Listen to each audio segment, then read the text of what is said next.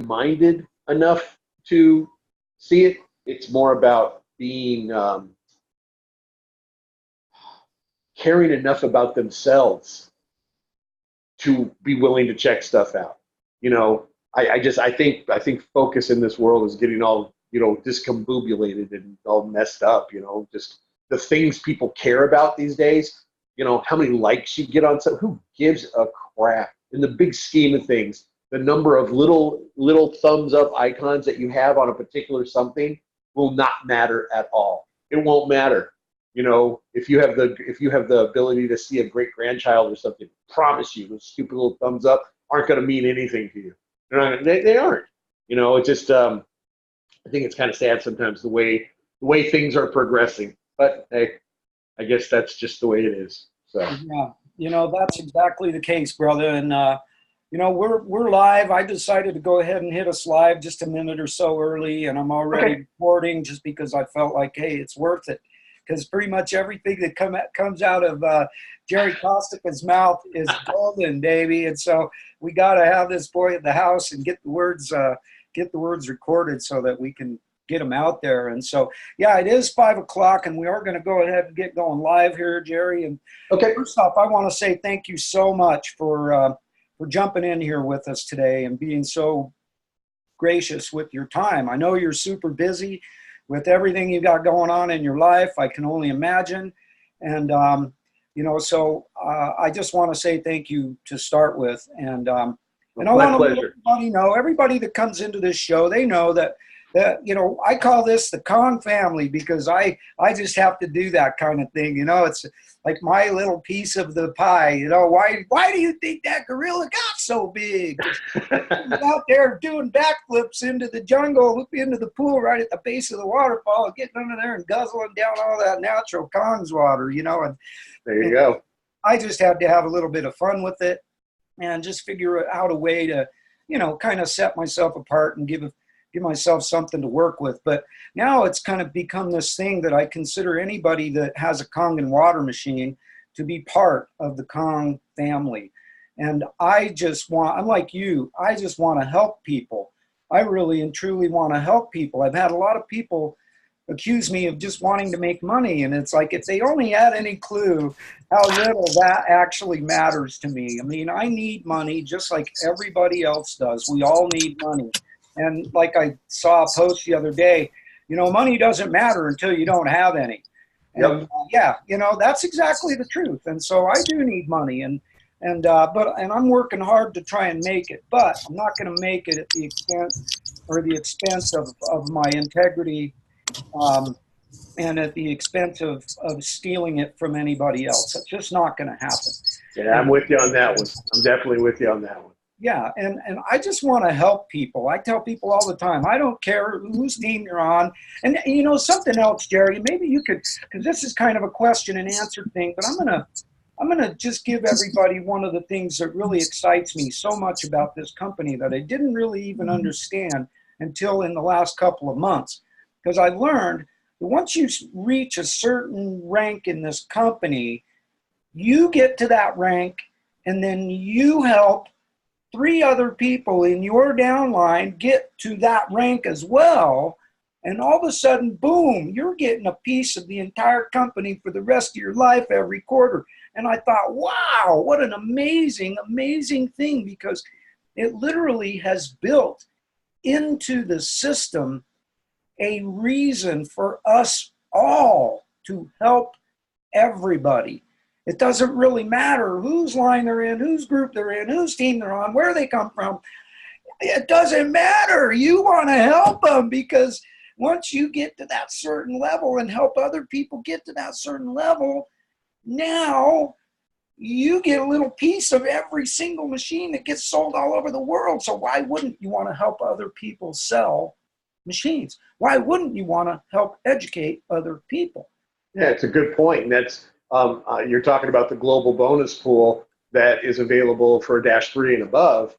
And you're right. You know, if every distributor actually knew all of the different things that Enagic has in place to really benefit them and to help them succeed and to help them on every front, you know, because, you know, the three healths. You've got your financial, which is very important. Like you said, you know, we all need money in this day and age. Yes, we all have bills. We all know it. Okay, we all have to pay for where we live. We have to pay for what we eat. We have to pay for, you know, the things we like to do. There's expenses that we have.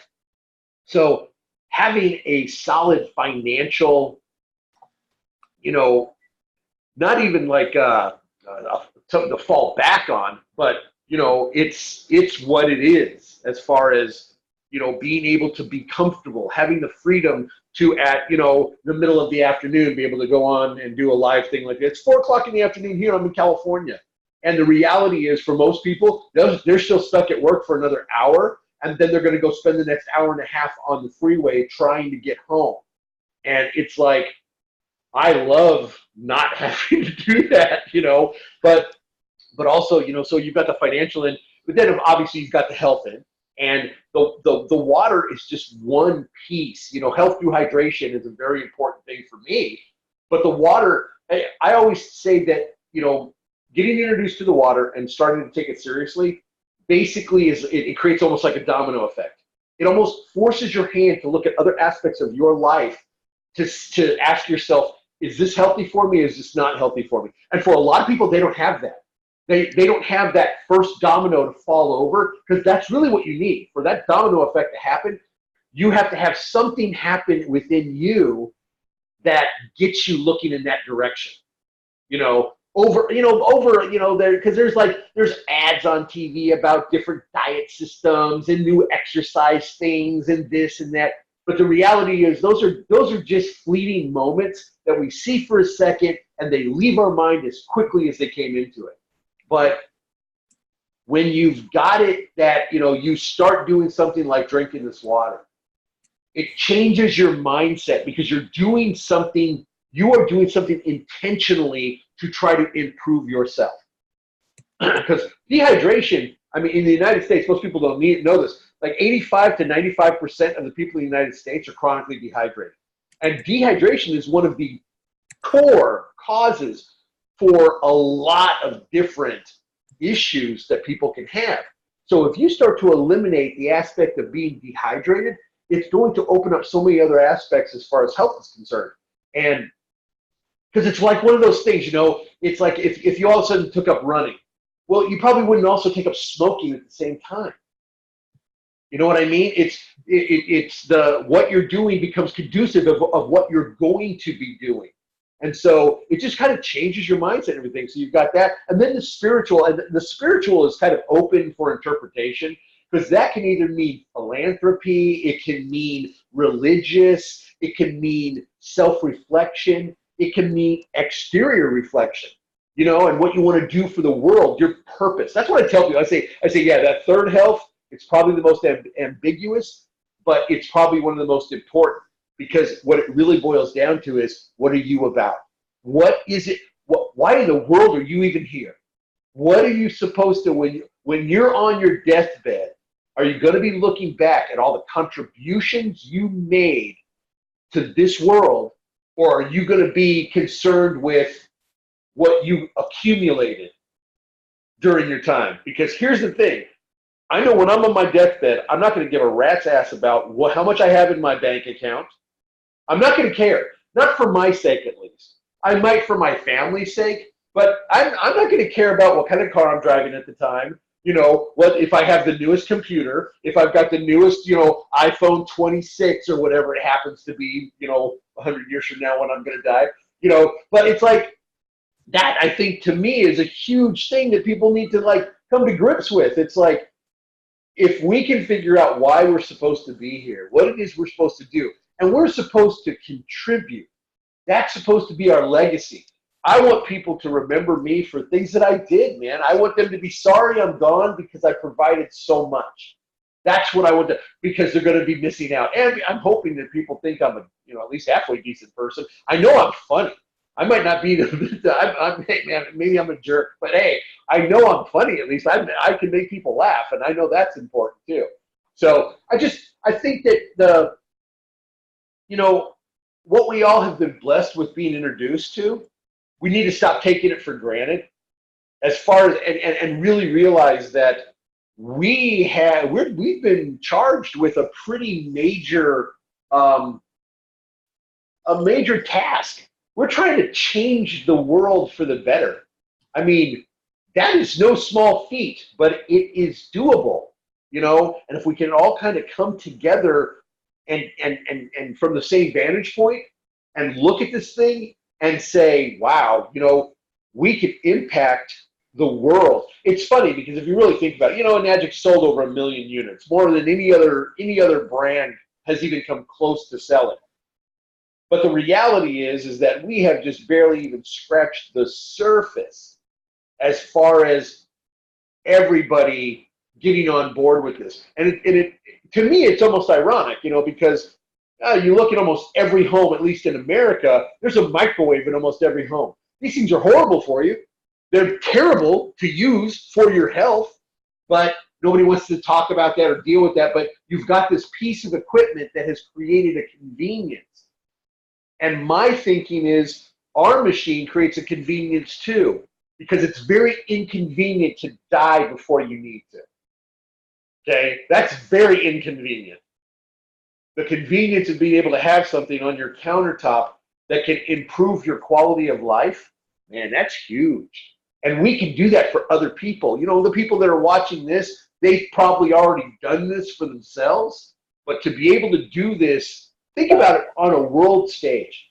You know, how incredible it would be to be able to, you know, do something really positive for people and allow them to, I don't know, just allow them to thrive, allow them to, you know, feel better physically. Because think about it, you know, everybody these days seem to be all up in arms about everything. You know, it's like you can't say something without somebody having a problem with what you said. You know, one of the reasons I think a lot of people are as uptight as they are is because there's so many people who are sick. There's so many people who physically feel bad. And when you physically feel bad, hey, man, how in the world can you mentally feel good? You know how hard it is? I mean, have a good attitude and try to keep that good attitude. And so ask someone to come up and smack you in the face. And see if you can maintain that good attitude. Well, why? It's not because what they did. It's because of the feeling it created. Because it creates pain. It creates, you know, uncertainty. It creates confusion. Why did this person just do it? But if you want to maintain that really positive attitude, keep the pain away. You know, try to make your physical life as good as possible, and it'll make the rest of your life even better. And I think that's one thing that a lot of people don't take into consideration, and they're not really thinking about the big picture. You know, we are in this, I don't know, man, I think our lives are becoming like, they're becoming smaller and smaller and smaller, mainly because of these stupid things. You know, these have become this bubble that we're in. You know, we're doing this all the time and doing this all the time. And it's like we're missing the big picture of humanity, you know, and what we can do for each other and how we can help each other and, you know, how we can make each other smile, how we can make each other laugh, how we can make each other just have a quality of life that really is worth living. You know, I think a lot of people are living a life right now that they basically, man, they're going to work to pay for their life, and that's it. That's what they're doing, to pay for not even their life, their existence. Because for a lot of people, that's all they do is exist. You know, they have no free time. They're looking forward to Friday and they're dreading Monday. And that shouldn't be the way people live. People should just be like, okay. I joke around when anybody asks me, hey, how you doing today? My response is typically, hey, you know what? I woke up on the right side of the dirt, man, so it is a good day. And basically all I'm saying to them by saying that is, you know what? I woke up alive today, man. I'm not going to ask for anything else. That was the gimme, and I got to make the most of this day. You know, so that's basically kind of my take on you know, the blessing that we have as a result of this business. And I wish we could not take it for granted, you know? So, You know, I was going to say, I know we were going to do this with getting some questions asked, so I hope we do have some good questions for me, because I want to be challenged.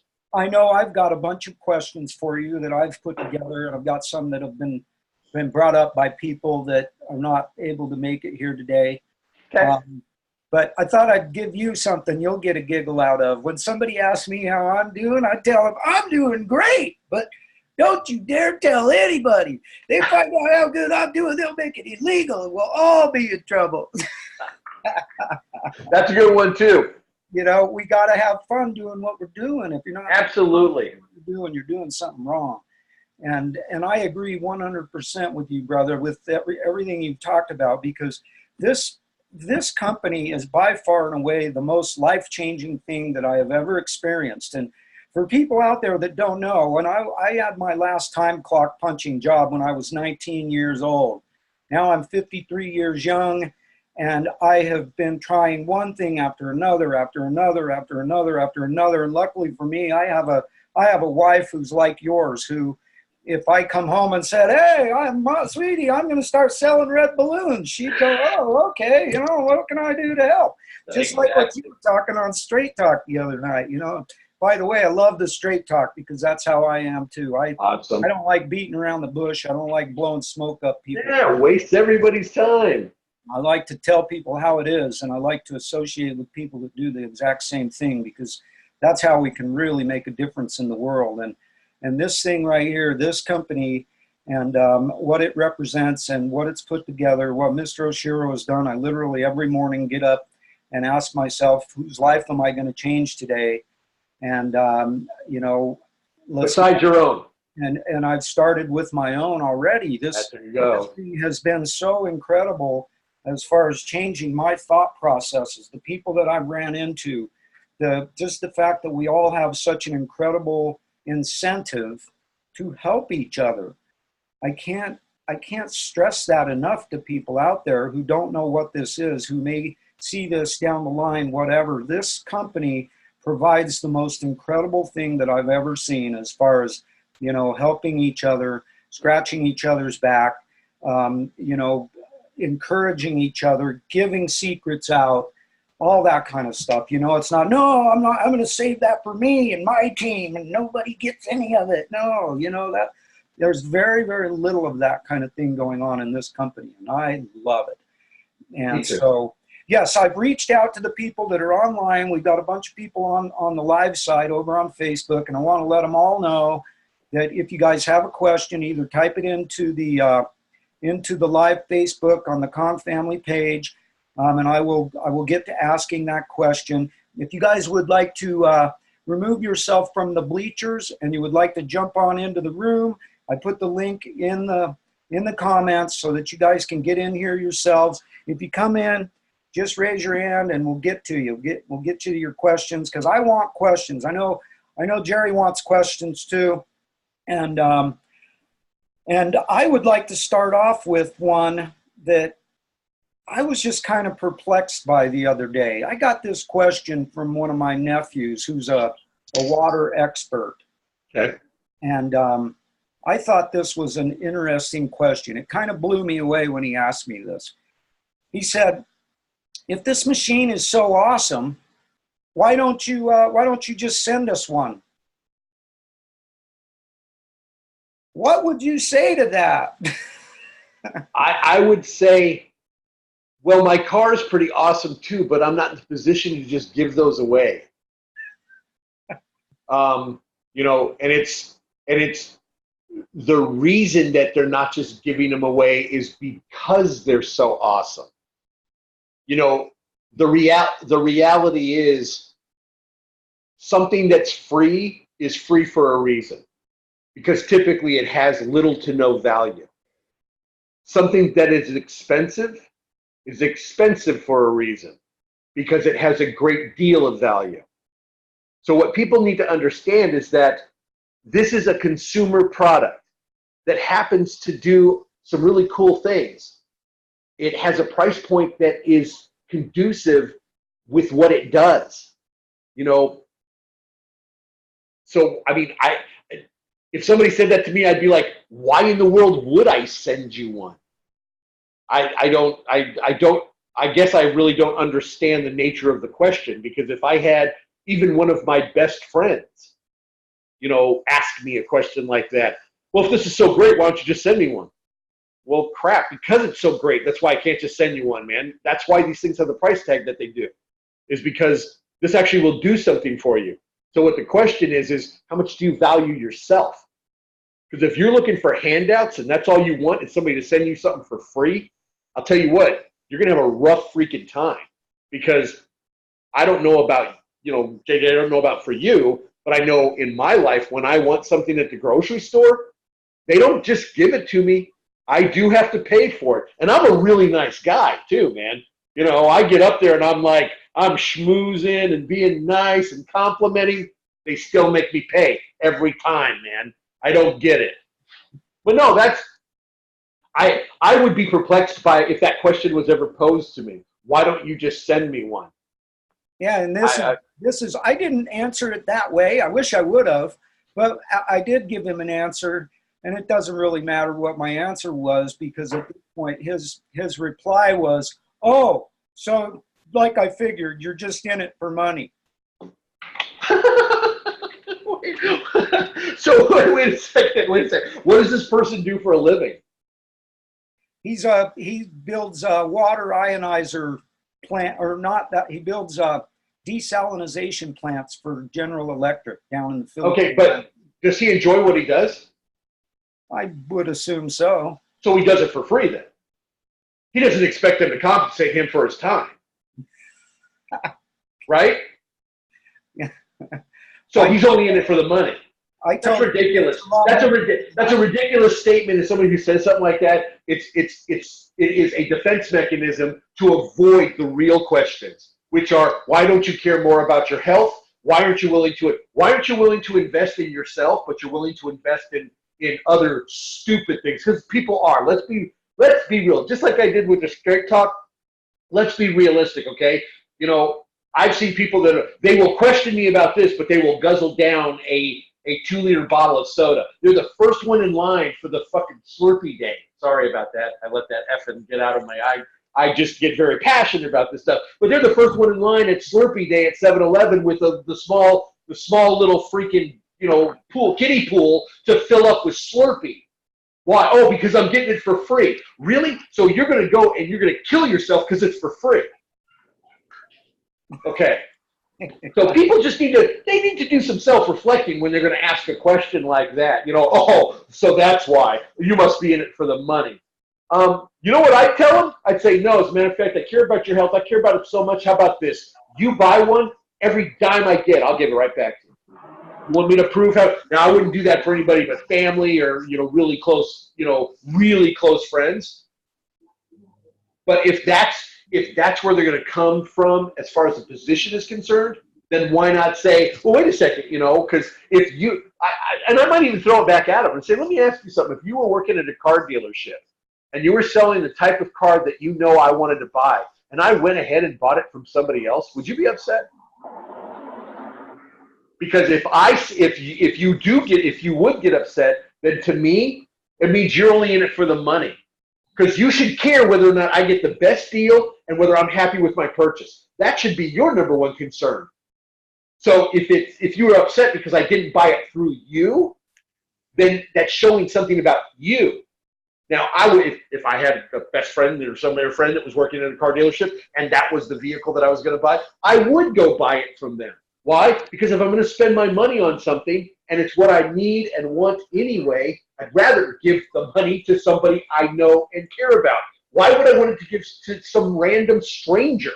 Why would I want to make Tiger Woods' bank account any bigger than it already is? Why would I want to make Kobe Bryant's bank account any bigger than it is? LeBron James, and I remember the name this time, any bigger than it is?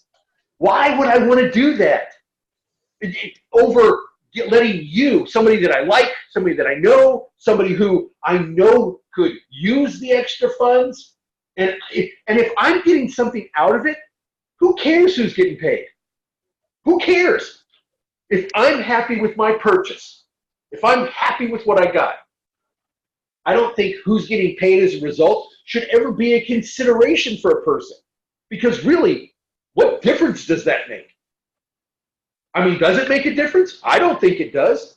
As a matter of fact, like I said, I'd rather give that dough to somebody that I actually know, because then I could say, oh, and by the way, since I just bought this car from you and I know you're going to make a decent commission off of it, you're treating for dinner tonight, pal. That's how I'd handle that one. Awesome. I love it. I wish I would have come up with that. But, you know, it's just always good to have these little golden nuggets in the back of your brain cell for when that kind of nonsense comes up, because I really Absolutely.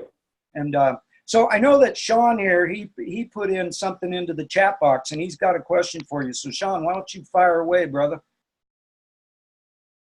Right on, gentlemen. Forgive me for my late arrival, but I'm knee-deep in the hoopla, trying to communicate, actually trying to figure out this UConn deal. But I know you're more proficient with the machines. But do you know anything, Gerald, about like just the best way to get started on like the UConn to start as a position, or is that kind of a different wheelhouse?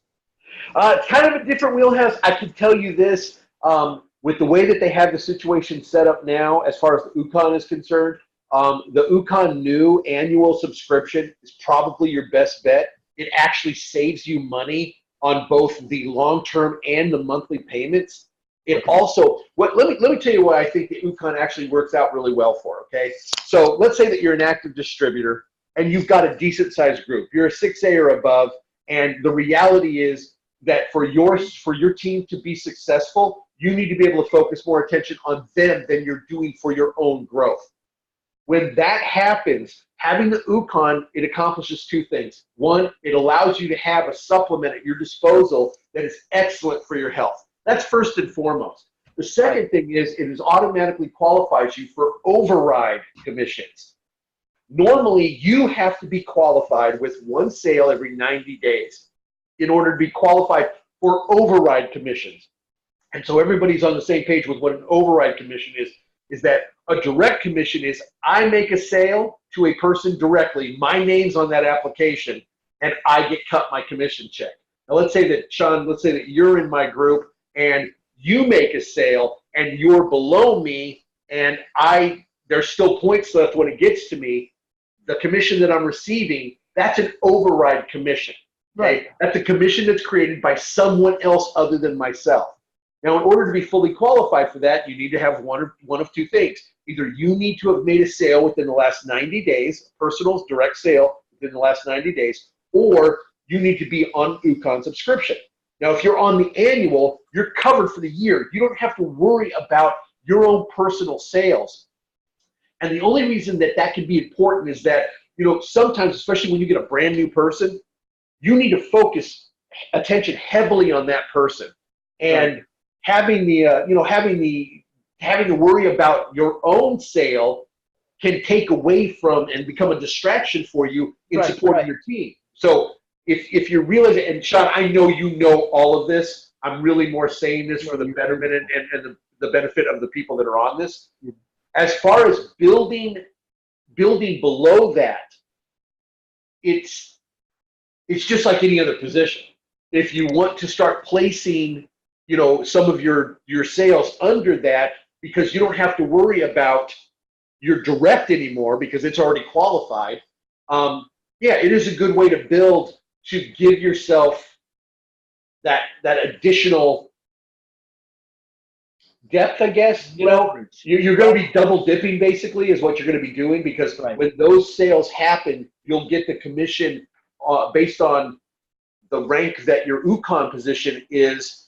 But then you've also got your above, so depending on where that was. So like for me, my UConn position is a 6A leg for my regular, you know, my regular distributorship. And so so I've got, when I make a sale under an UConn leg, I'm getting the points from that, plus I'm getting the points from that basically roll up as a result of you know, me having the UConn account. So it allows you to kind of double dip. So it can be more beneficial. It's also a great building tool because you control it. That's the reason. You know, sometimes. Go ahead. I'm sorry. No. I was just going to say, the thing of it is, he's had the water for like the last 4 or 5 years. Him and his girl been drinking it. They love it. They're crushing it. I just came and deep cleaned this bad boy, and now it's just straight up cloudy again. They're just on it. But you know, they're dealing with some rheumatoid arthritis. They're dealing with some blood pressure stuff. And we got to talking about the UConn, and this guy's probably forgotten more business savvy than I've learned to this point in terms of closing and just, you know, being a real diligent guy. So I'm thinking, good Lord, get these guys dialed into the UConn. They both can connect on it and start sharing it and utilizing it for their personal benefit. That's what really stirred the thought. And then also, he doesn't need to buy another machine. He wants to get started with the UConn as a business.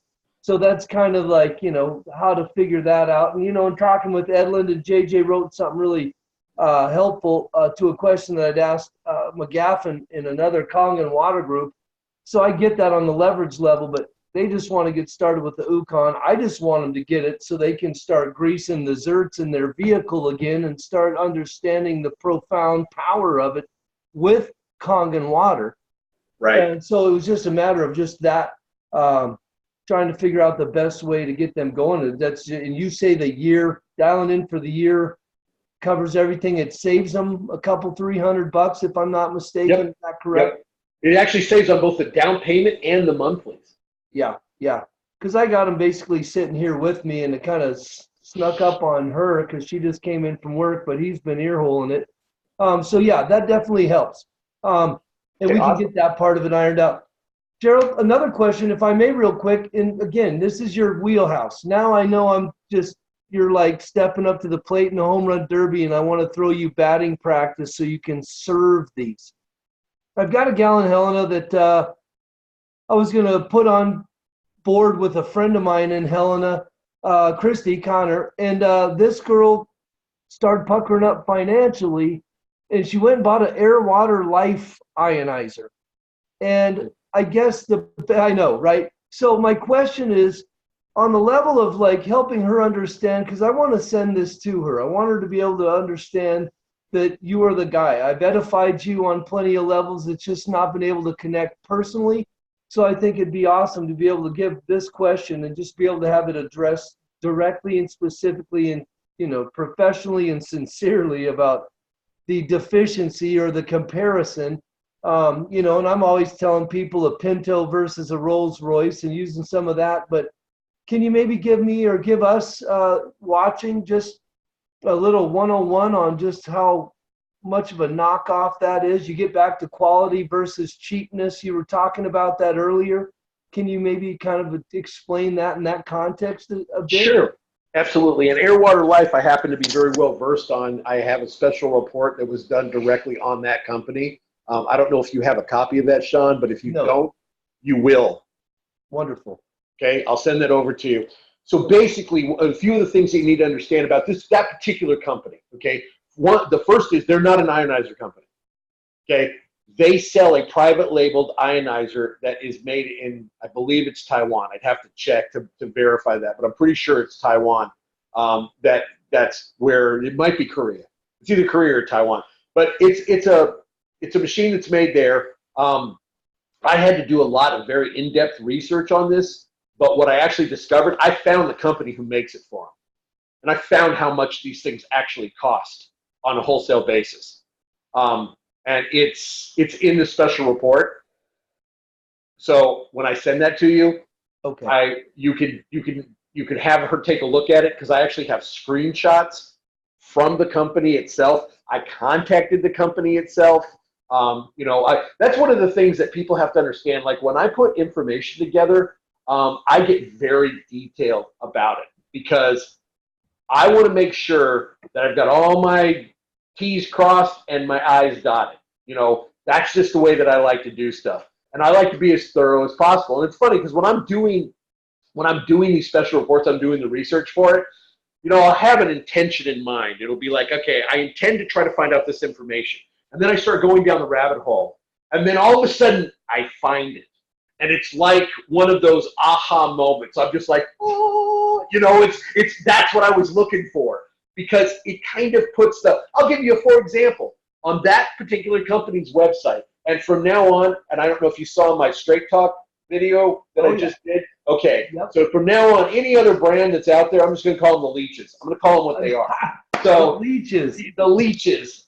So that particular leech company They have a thing on their website that says, we've sold over 10,000 machines. 10,000 people can't be wrong. Now, I find that ironic that they would use that as that means that in the entirety of their business endeavors, they have sold 10,000 machines. Okay. Now, to put that in context, in the first month of this year, a Nagic sold, what did we sell? 25,000 in the first month of 2019. Okay. It was some incredible amount that in the first quarter of 2019, I think it was 40,000 units were sold. Okay. So when you have a company whose their position is, let's take, and this is how they do things. Let's take what we can say, spin it into as positive a thing as we can, and try to impress people with that. So when you say, you know, well, 10,000 people can't be wrong. Well, what happens then when you're a company who have sold over 1 million? Because I would have to say that 1 million people can't be wrong. 10,000 people might have been duped. Okay, Right. Let's be real about it. And so when you look through this stuff, if you actually, the guy who is behind that particular company, if you look him up on YouTube, you'll find him pitching solar light bulbs, air filters, all sorts of different things. And they all have different names. So he's Air Water Life here, but then he's whatever solar light bulb here, and he's air purifier this, and it's because all this guy, they're basically they're resellers. That's all they are. You know, that's all they are. This is not an ionizer company, meaning that they have not absorbed the cost, the time, the energy, the heartache, all the things necessary to put a company together and be able to manufacture your product within your own specifications. What do these guys do? They're buying somebody else's product and slapping their own label on it. Right. How does that make you an ionizer company? I mean, I could go out to my vehicle right now and put a sticker that says Gerry. It doesn't make me a car manufacturer. Right. You know? Right. So I will say, you see what I mean? It's when you put it in a context, that's relatable. You know, if you go out and start slapping Sean stickers on all the Fords, it doesn't suddenly turn that vehicle to no longer be a Ford. I'm just reselling Fords. Exactly. That's it, man. That's all you're doing is you're reselling Ford under a different name. Yeah. So that's all these other guys are doing. If you want to buy something that somebody's representing themselves as one thing, but the reality is that they're not that thing, buyer beware. You know, that's exactly why people should take more time to look into this stuff. Look, it has nothing to do with what the cost is. It has to do with what it might provide you as far as benefit. Right. That's the thing people should be considering. Because, yeah, can I find something cheaper?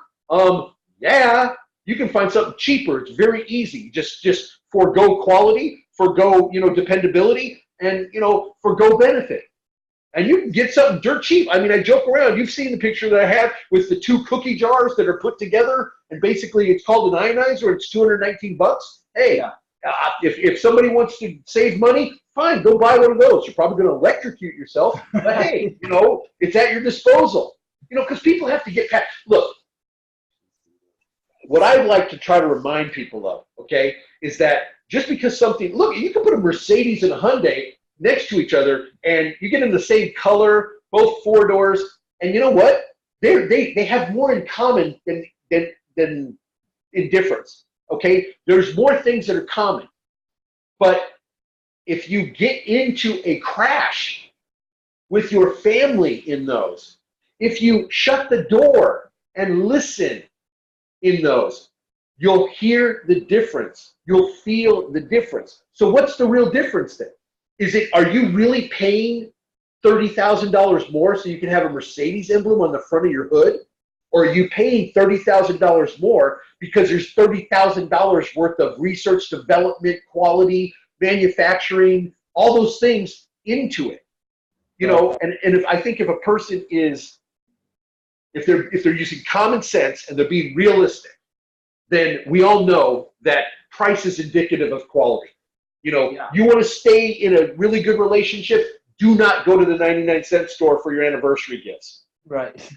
right? Would you say that would be sound advice? And I don't think there would be anybody that would argue that point. At least, but I don't think anybody would argue that point. You know, that quality is indicative of, it is. Price is indicative of quality. If you have really high quality stuff, it's gonna be more expensive. I mean, which you think is more expensive? Those little plastic, little eggs that you can open up, or a Fabergé egg? Which one's gonna be more expensive? It's like, well, why is that? Well, I don't know, because this one has just been put in a mold. It's probably took half a second to make. The other one, handcrafted with beautiful jewels and, a master craftsman, master jeweler's touch that comes with 50 years of experience. What do you think? You don't have to pay for that? Why aren't all the restaurants the same price? Why is it when you go into every restaurant? Why is it a hamburger the same price at every place? Why can't I go to Jack in the Box and get a 99-cent cheeseburger, and then why can't I go to a gourmet restaurant that happens to serve burgers and order a cheeseburger, and it costs me $64? Why? Well, because they're not the same thing. Similar is not the same. Look, you and I, we're similar. We both have 2 eyes, a nose, a mouth, hands. We have hair, we have shoulders, we have everything else. But put us on the basketball court, and you're done. You would destroy me. Well, you see what I'm saying? You see, and sometimes you have to put it into context. Look, I get it. You have to put it into context where people can go, oh, because when you try to tell somebody something, they'll get defensive. Because people don't like being told what to do. We haven't liked being told what to do since we were children. Right. Okay?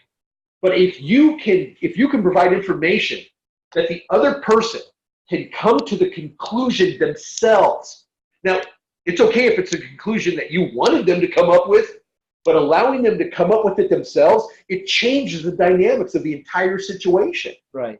So that's one of the things I think that's one of my strong suits too, is that, my son Nathaniel calls me the analogy king, because I come up with freaking analogies for everything, But I think the reason I'm good at that is because I'm able to take information people are presenting me and then making the response relatable to them.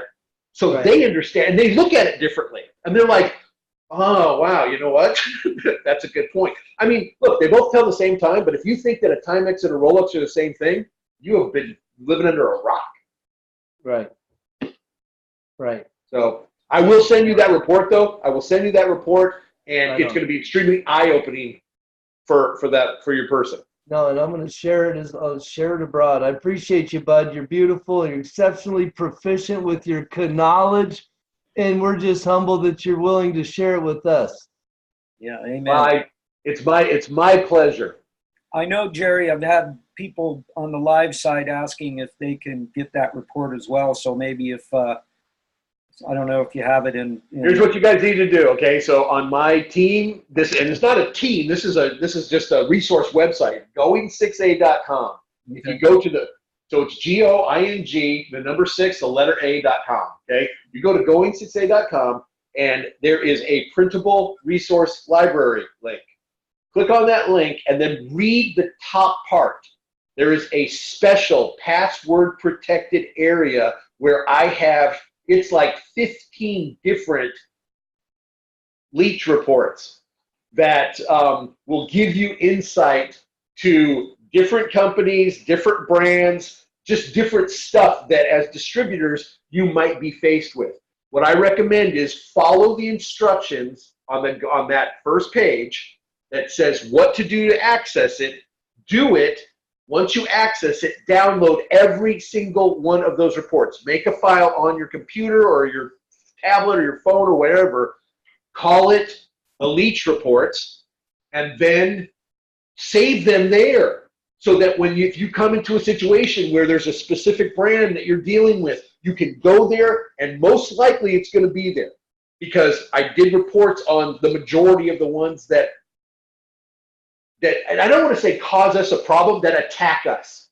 See, that's the only reason I ever wrote any of these reports is because these other brands attacked us in some way, and I was basically defending the magic. I was defending our distributors. so that they would be able to get away with the deception, with the misinformation, with the blatant lies that some of these people, tell.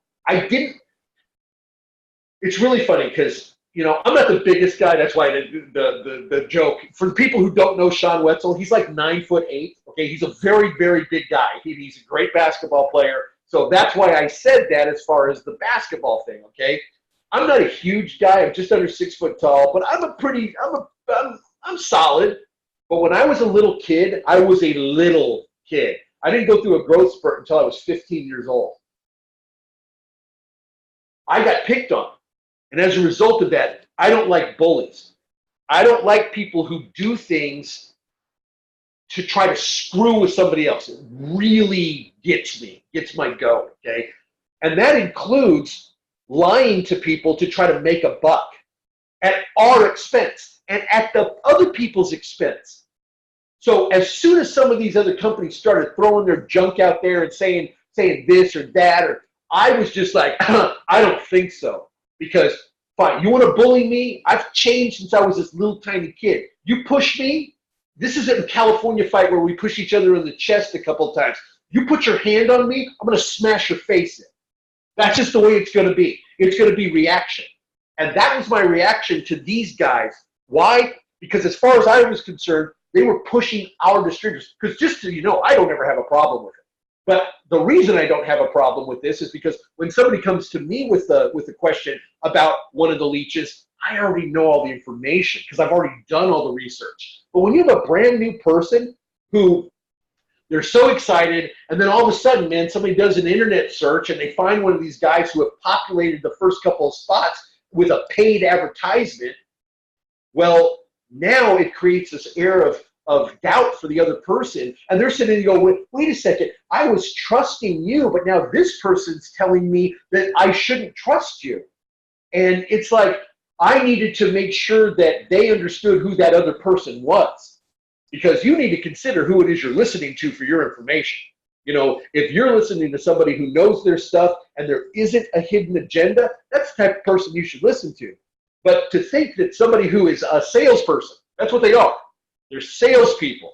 And what are they trying to accomplish? They're trying to sell you their product. They're not trying to protect you as a consumer. They're not trying to make sure you get the best deal. They're trying to make sure you don't buy from somebody else.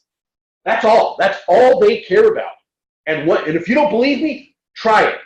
Try it. Everybody's like, well, they say they have a lifetime return policy, or and it's like, really? Try getting your money back after they've gotten it. Just try it. Because there are horror stories. People going a year trying to get their money back, having to threaten to sue some of these companies in order to get their money back. And they'll do every underhanded trick in the book. Let me tell you one of my favorites. Not from that particular leech. This is from a different leech, okay? But this is one of my favorites. So they'll sponsor an ad. So when you put in an Enagic, okay, you put in the term Enagic in a search, all of a sudden an ad pops up. And it's at the very top, okay? So they're paying money to utilize our copywritten and trademark terms, okay? So that when somebody puts that in, they pop up, okay? So somebody happens to click on this one particular company, they go look at it, it says all this stuff about Enagic. Now, first off, if I go to a company's website and all I can see is another company's information, I'm going to be asking myself, well, wait a second. Why do they have so much information about this other company if this other company is so bad?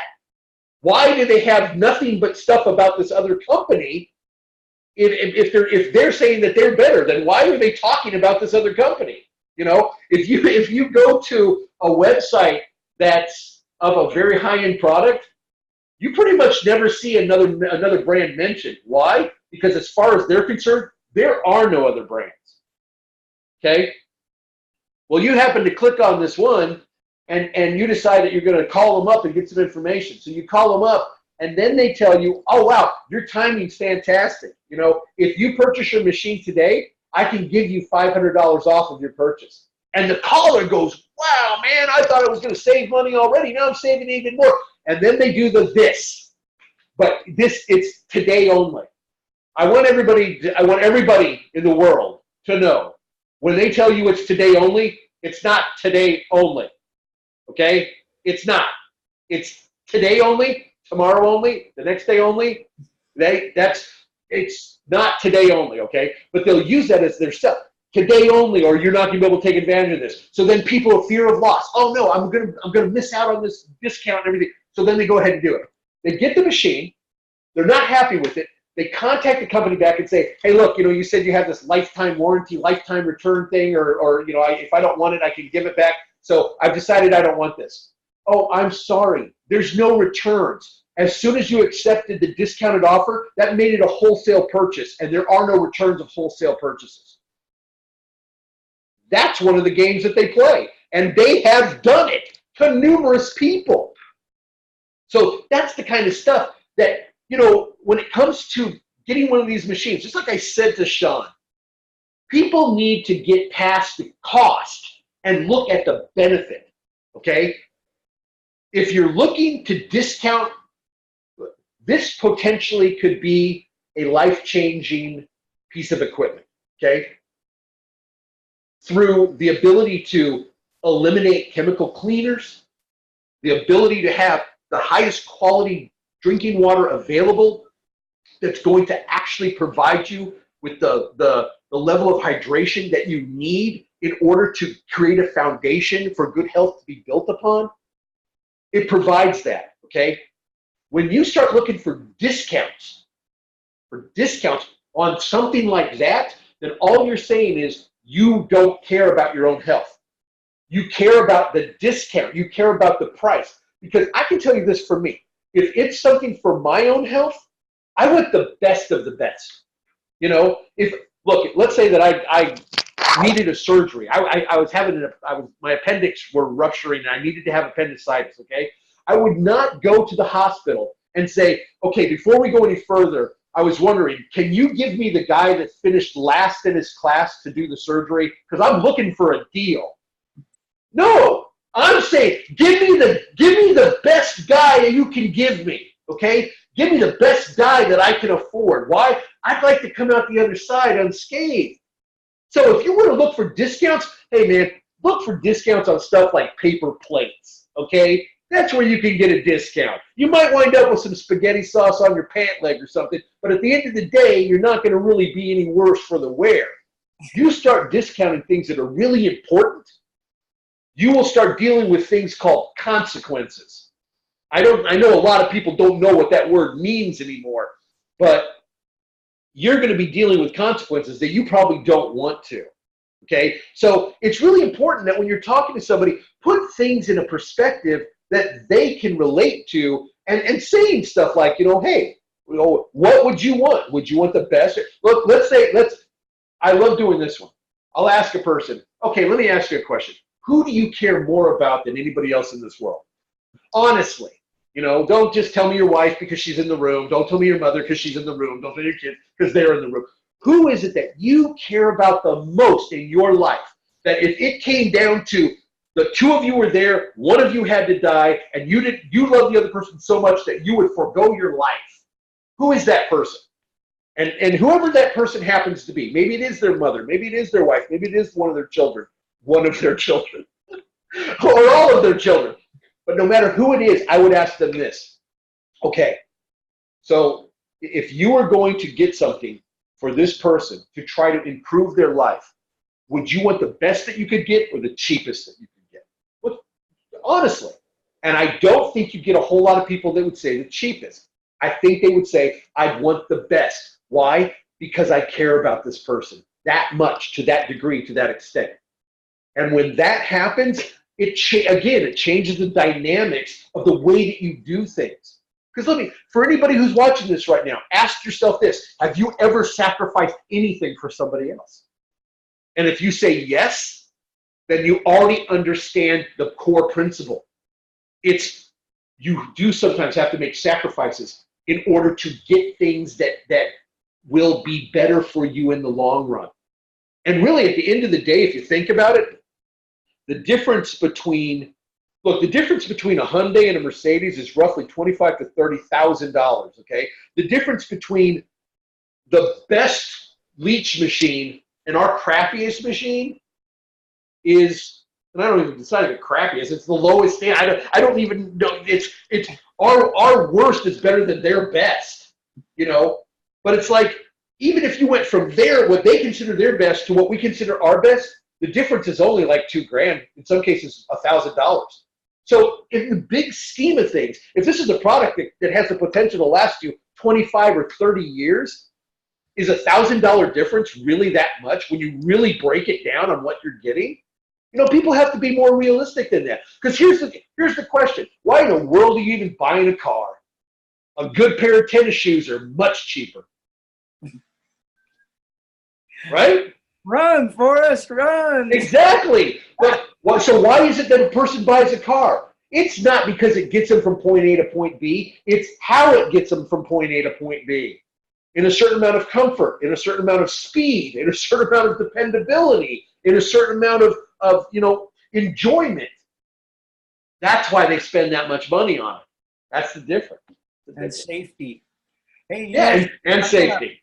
I want to peel off into this same direction, actually, because this question that I got proposed a little bit earlier today is kind of right here in this same ballpark, and that is, why not just RO water from the local water store that's been has been turned alkaline? Why not just that? Well, you've got two different trains of thought on that.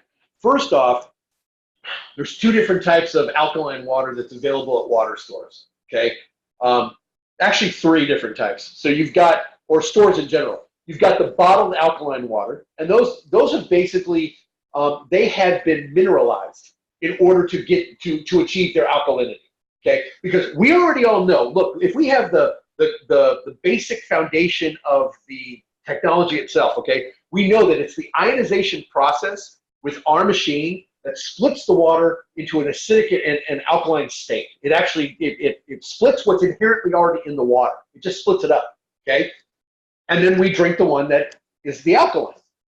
These other ones, like the ones that are in the stores, look at the ingredients. You will see the ingredients are things like magnesium, potassium, that those are the things that have been added to the water in order so when you put some drops in it, they turn purple. Okay? Well, the way that it reacts with the body is different. Okay? So don't let the drops fool you because it's more about, that's why the ORP is something that's important, but even that can be manipulated. I don't know if people know that, but if you add a lot of magnesium, you can get a negative ORP reading. But again, it doesn't mean that it's affecting you the same way as active hydrogen is. So if you understand that, so you've got these bottled ones. Here's what the problem is with the bottled ones, okay? The bottled ones, one, you're contributing to the ongoing problem of single-use plastic containers being created and being bottled at a rate that is probably going to choke our world just because it's such an environmental disaster. You're also paying a premium price. Do the math is what I would tell somebody for that. I would ask them, okay, fine, you want to go to the store and buy whatever these, the latest craze is on the bottled ones, $1.90, let's just say $2, okay? $2 for, what would it probably be? Not even 64 ounces, probably 32. So 32 ounces. So if you $2 on that, it's 32 ounces, and you should drink 4 of those. If you're going to actually hydrate yourself, you should drink probably a full gallon of water. So 4 of those, that'd be $8 a day. So just do the math. What's 8 times $365? Because there's not a day that goes by that you don't need to be properly hydrated. So when you do the math, you can say, oh, okay, so I can either spend $8 a day and I'm doing this small incremental so I don't notice it as much, or I could do however much it comes to in the course of a year. How much is that? You got a calculator in front of you? Because I ain't going to be able to do that. I mean, it's got to be like $2,500. Out to $2,920. Okay, so almost $3,000. Okay, $3,000 for 1 year.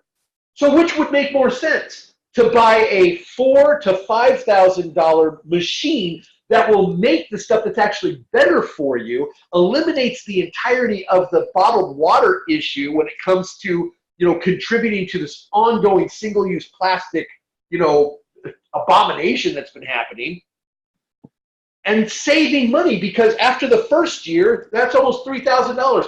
That means by the time you get into 5 years, you spent $15,000 on bottled water.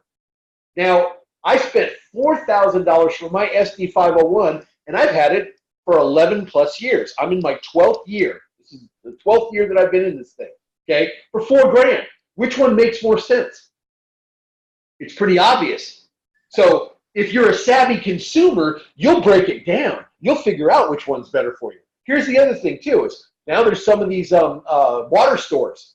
Well, here's what the problem is. Even if you're paying 99 cents a gallon, the gallons are going to add up, especially if you have a family and everybody's drinking it. It's going to add up because you've got to keep. There's never a time if you buy bottled water or go to a water store to buy water, there's never a time where that will become cost effective for you, because it's never going to stop. There's never a time that you will have paid enough to where you now get it for the rest of your life, or, you know, for free. That won't happen. But with our machine, if you actually look at it, if you look at our machine, that's why we do the amortized thing over 15 years, blah, blah, blah, 73 cents a day.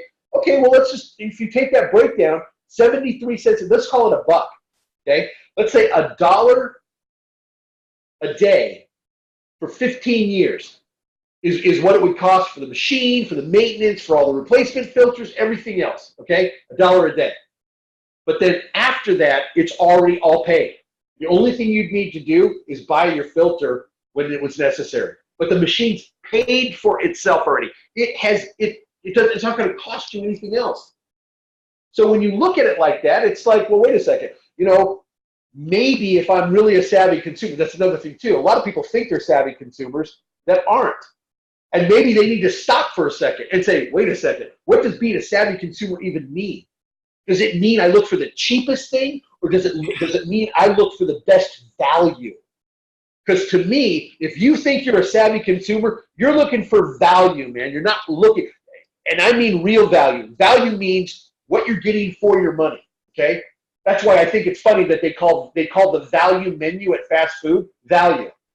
They should just call it the cheaper menu, because there's nothing valuable about it. You're getting absolutely no nutrients. You're getting the lowest quality junk you can get, okay?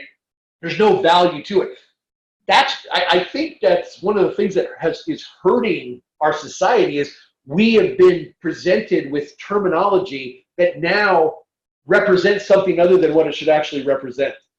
You know, value now means cheap. No, man, it's not. Go buy yourself a really cheap pair of shoes and see how quickly you have to replace them. There's no value in that. If you have to replace something every 3 or 4 months because they're falling apart, that's a quality issue. And if you have a quality issue, then you're definitely not getting value for your money. Because let's say I buy a $30 pair of shoes that are just kind of junky, but I have to replace them every 3 or 4 months. Or I could go out and buy myself a really good $75, $80, $100 pair of shoes that'll last me 3 or 4 years. So which one makes more sense? Spending $30 every 4 months or spending $100 every 3 years? Again, do the math. You want to call yourself a savvy consumer? Prove it. Prove it. Show how smart you actually are. Show that you can go, wow, I'm spending so much more money by doing this that I would be a fool not to do the alternative. I mean, it really breaks it down just like that. And I challenge people all the time. I will challenge them. I'm like, you know, okay, tell me, how much do you spend on it now? And the funny thing is, JJ, most people don't even know. They haven't thought about it. Why? Because it's small incremental spending. So they don't pay attention to it as much. It's when you start looking at the accumulated cost.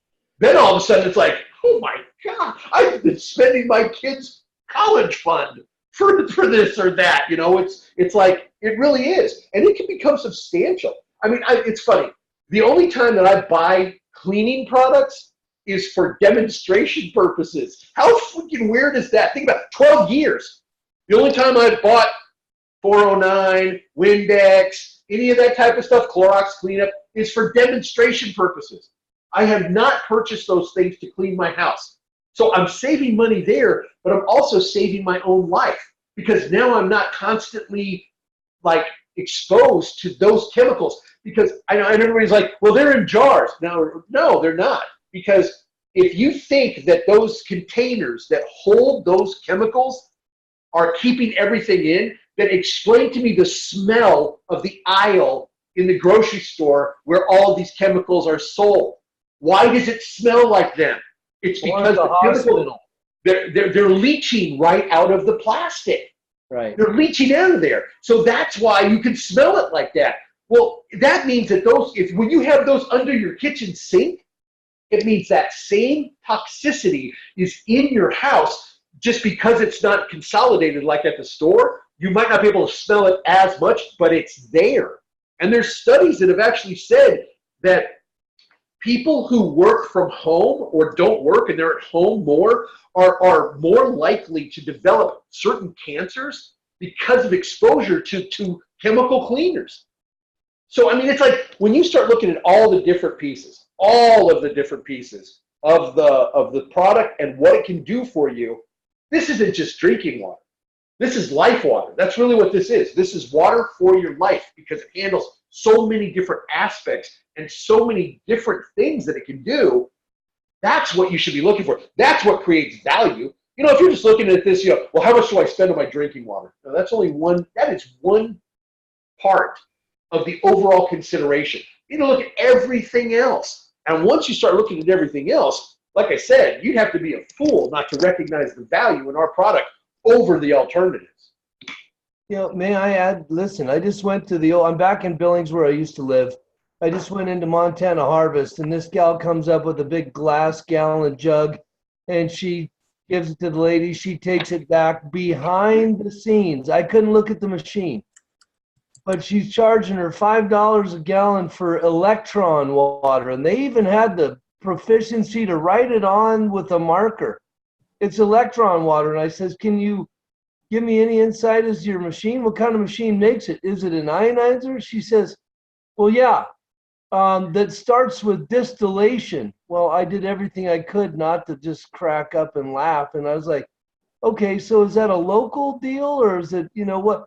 JohnEllis.com. She told me to go to JohnEllis.com and figure it out. But I could not see the machine and I could not even get a sample. I had to buy a $5 gallon with my own container or I didn't get it. So I just have to. Now, I've looked into that one, Sean. I've looked into that, and from what I can see, it's a batch. It's a batch distiller, a batch. I'm not even. It does it in batches though, because it says something like it takes like 10 hours to make 2 gallons or 2 hours to make 10 gallons, something to that effect. But if it's a process of distillation or reverse osmosis, either one of those, the process by itself, it renders the water acidic. It makes the water. Basically, it's stripping all of the good stuff. It's also stripping the bad stuff, which that's fine. But when you have to be able to figure out a balance point, okay? Because it can't be all or nothing. You can't do it's going to strip everything away. Just so everybody knows, water like that does not exist in nature. That type of water, distilled water and reverse osmosis water, that is man-made abomination. That's exactly what that is. It's a man-made abomination. It does not exist in nature. There's no place that you can go on this planet where there's a natural pooling of waters that does not have mineral content. There's no place. So if that's the case, and it's a man-made thing, then you have to ask yourself, are there any other man-made things that have been bad for us? Microwaves. What else? Soda pop. How about a lot of the chemicals that are used for pesticides? There's a lot of things that we're presented with that really aren't good for us. So don't be fooled. Do not be tricked by slick advertising and somebody telling you, well, it takes everything out, then we remineralize it. Okay, so let's do this. Let's take all of your blood out. And then we'll just we'll put some water in there with some minerals instead. Amen. Now, it doesn't work that way. When you alter something to that degree, it's been altered. You can put stuff in it to try to cover it and mask it, but it doesn't change. It's the old lipstick on a pig analogy. put You frosting know, on a turd. Once you get past the frosting, you still got a crusty old turd underneath that you have to exactly, deal with. exactly.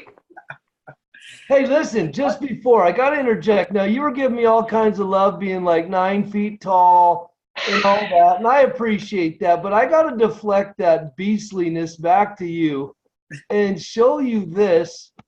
JJ, forgive me, but I'm just showing absolute proof that Gerald is indeed taller than me. Can you see me on the screen? He's got me by like 6 inches. Can you guys see that? Yeah, so don't let Gerald pull your leg and tell you that I'm taller than him. I'm 9 feet tall. If I'm 9 feet tall, then this brother's 9 feet 6. Yeah, you'd be surprised what a chair can do, you guys.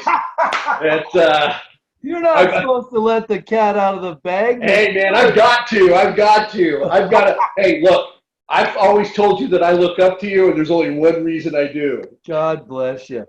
It's because I'm exceptionally proficient with my. Oh no! It's because No, I'm you're tall. You dirty bastard! Oh, you're beautiful. No, actually, you know what? I've known Sean now for a good amount of time. You know, I've actually had him stay at my house before. You know, he's a really good guy, and the whole tall thing has always been a running joke between him and I, which I really enjoy.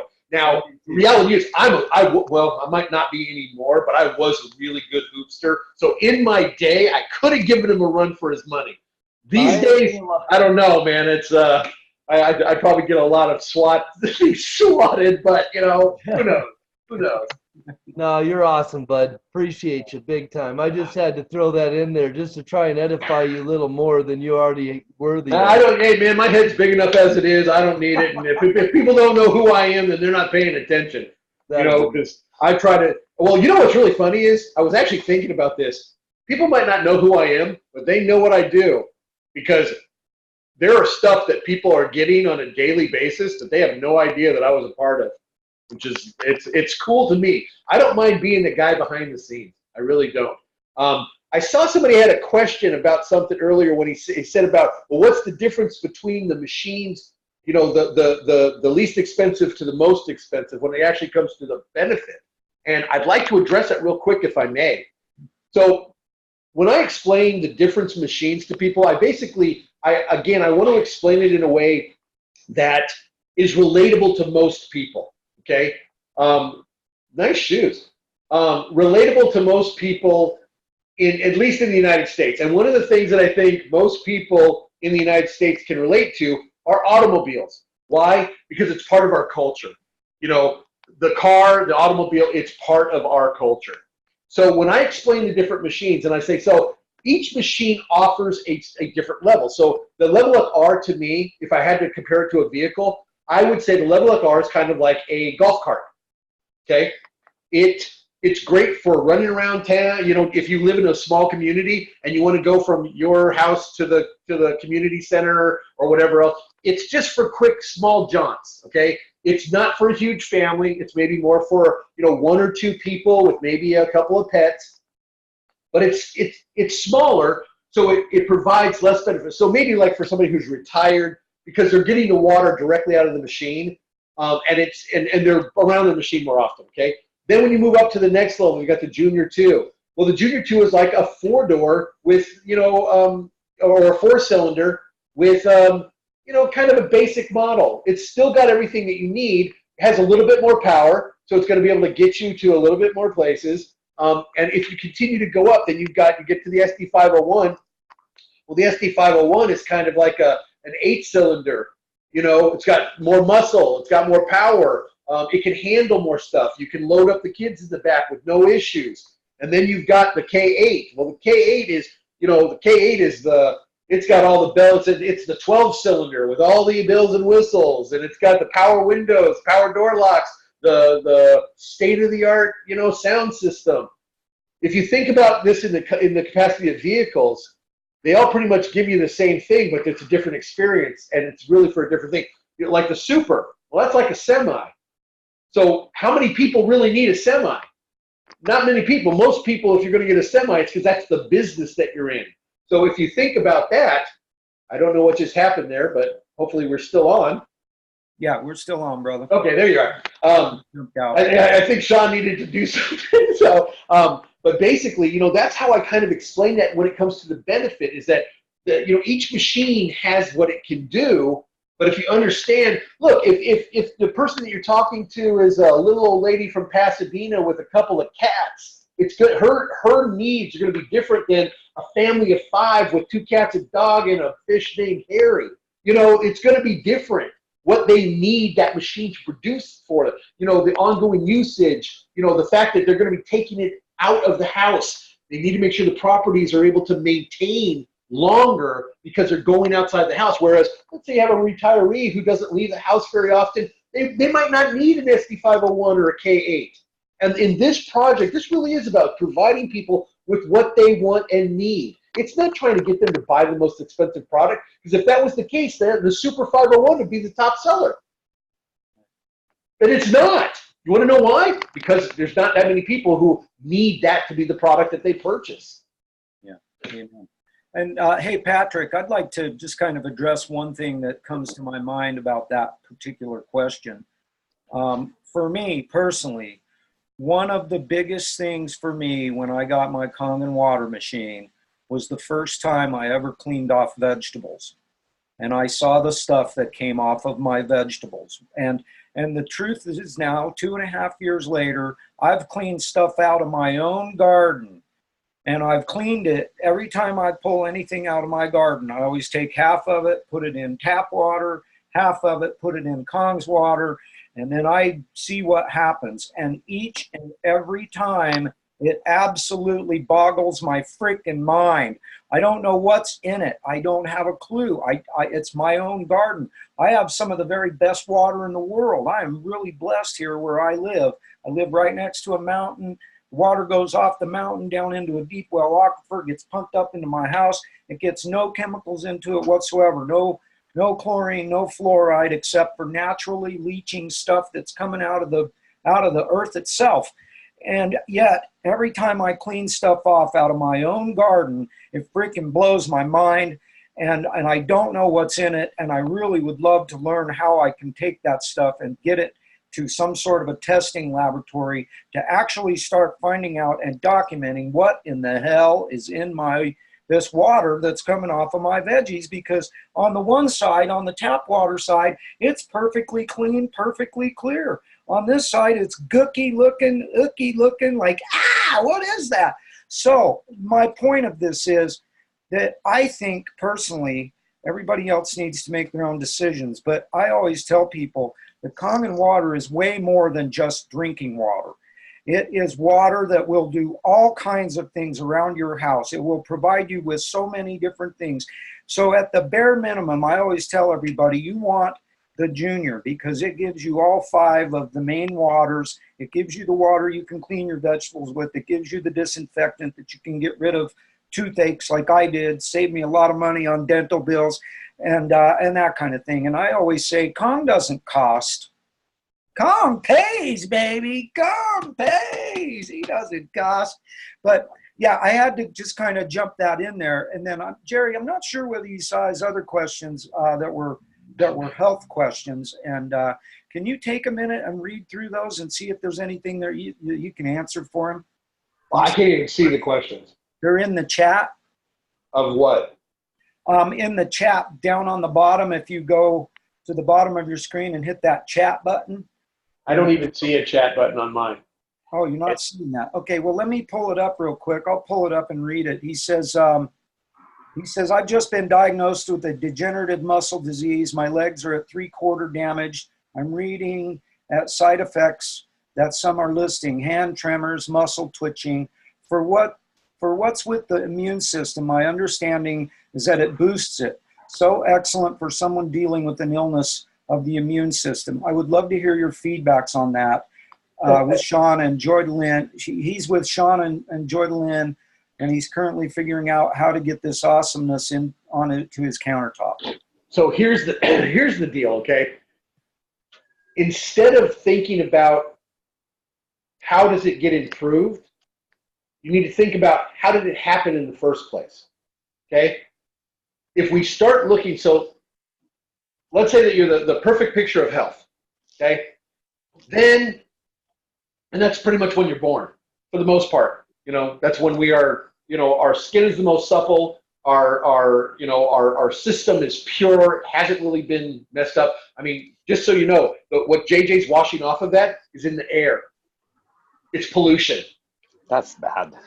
That's what it is. It's pollution. Okay. So when you are looking at yourself, okay, look at how did I get here? Okay. It's almost like, consider a trip. Okay. You start from home. Let's just say, you know, I live in California. Let's say I'm going to go to New York. So when I look at the trip and I finally wind up in New York, I can look back and look at what it took to get me there, where I stopped along the way, what was good, what was bad, what was difficult, okay? All those things. Well, the trip that you're taking is your life. So you need to start with where you are today and look back and ask yourself, the best way to say this is, what stupid stuff did I do? That really is the best way to really ground yourself and say, what are the things that I did? What was I drinking sodas? Was I doing the energy drinks? Was I eating maybe not what I should? Did I smoke? You know, was I doing recreational drugs? Did I drink a bunch of alcohol? You know, there's all these different things, you know, that you can start to figure out how you got where you are. So one of the biggest things and most important things is identifying how you got where you are and then making actual changes in order to stop that cycle from continuing, okay? So here's what the problem is. You can incorporate our water, but if you're still doing a bunch of the stuff that got you to where you are, you're putting a Band-Aid on a severed limb. And I know you know exactly what I'm talking about, right? It's basically why I'm asking that question. It's for me, my own benefits. Right. Certainly, I do have a lot of people in my own family, as my mom, my aunt, my cousin, with fibromyalgia, as well with multiple sclerosis. I have I don't know how many friends also in the family, and for sure I'll be buying that machine for me. But knowing a lot in my surrounding, including myself dealing with muscles disease and here and there, the side effects, I know that they will get back to me and be like, okay, well, the side effects are, for me, looking at myself, a pure athletic person walking like 15K per day in pure fantastic shape, and suddenly I had an accident and walk up that illness. Basically, it's okay. It's okay to look at the past and where you get them. But mostly in general, for them, that is fibromyalgia, or it's mostly a neurologist. Yeah, let me address something that I think is something that people need to become more cognizant of, more aware of. One of the things that's happened, I think, in like the last 10 years or so, okay, is that people are trying to do it's hereditary excuse.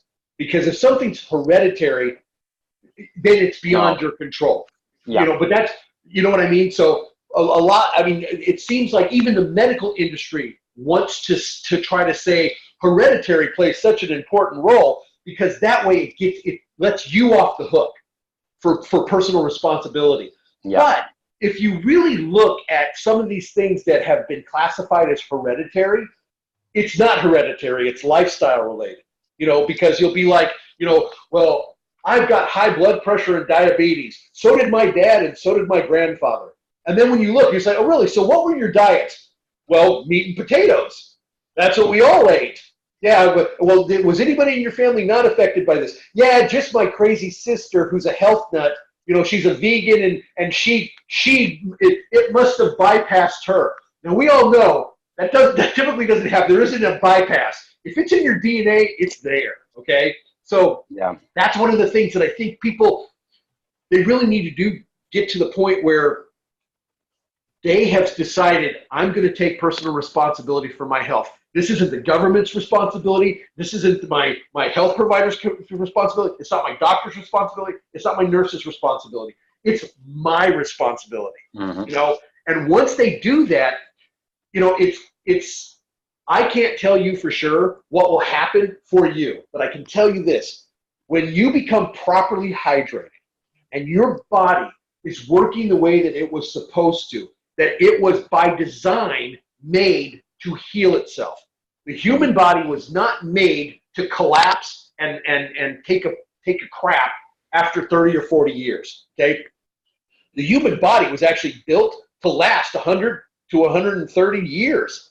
It really was, if it's maintained correctly. But it's just like anything else. You know, have you ever seen a car from the 50s that looked absolutely beautiful, right?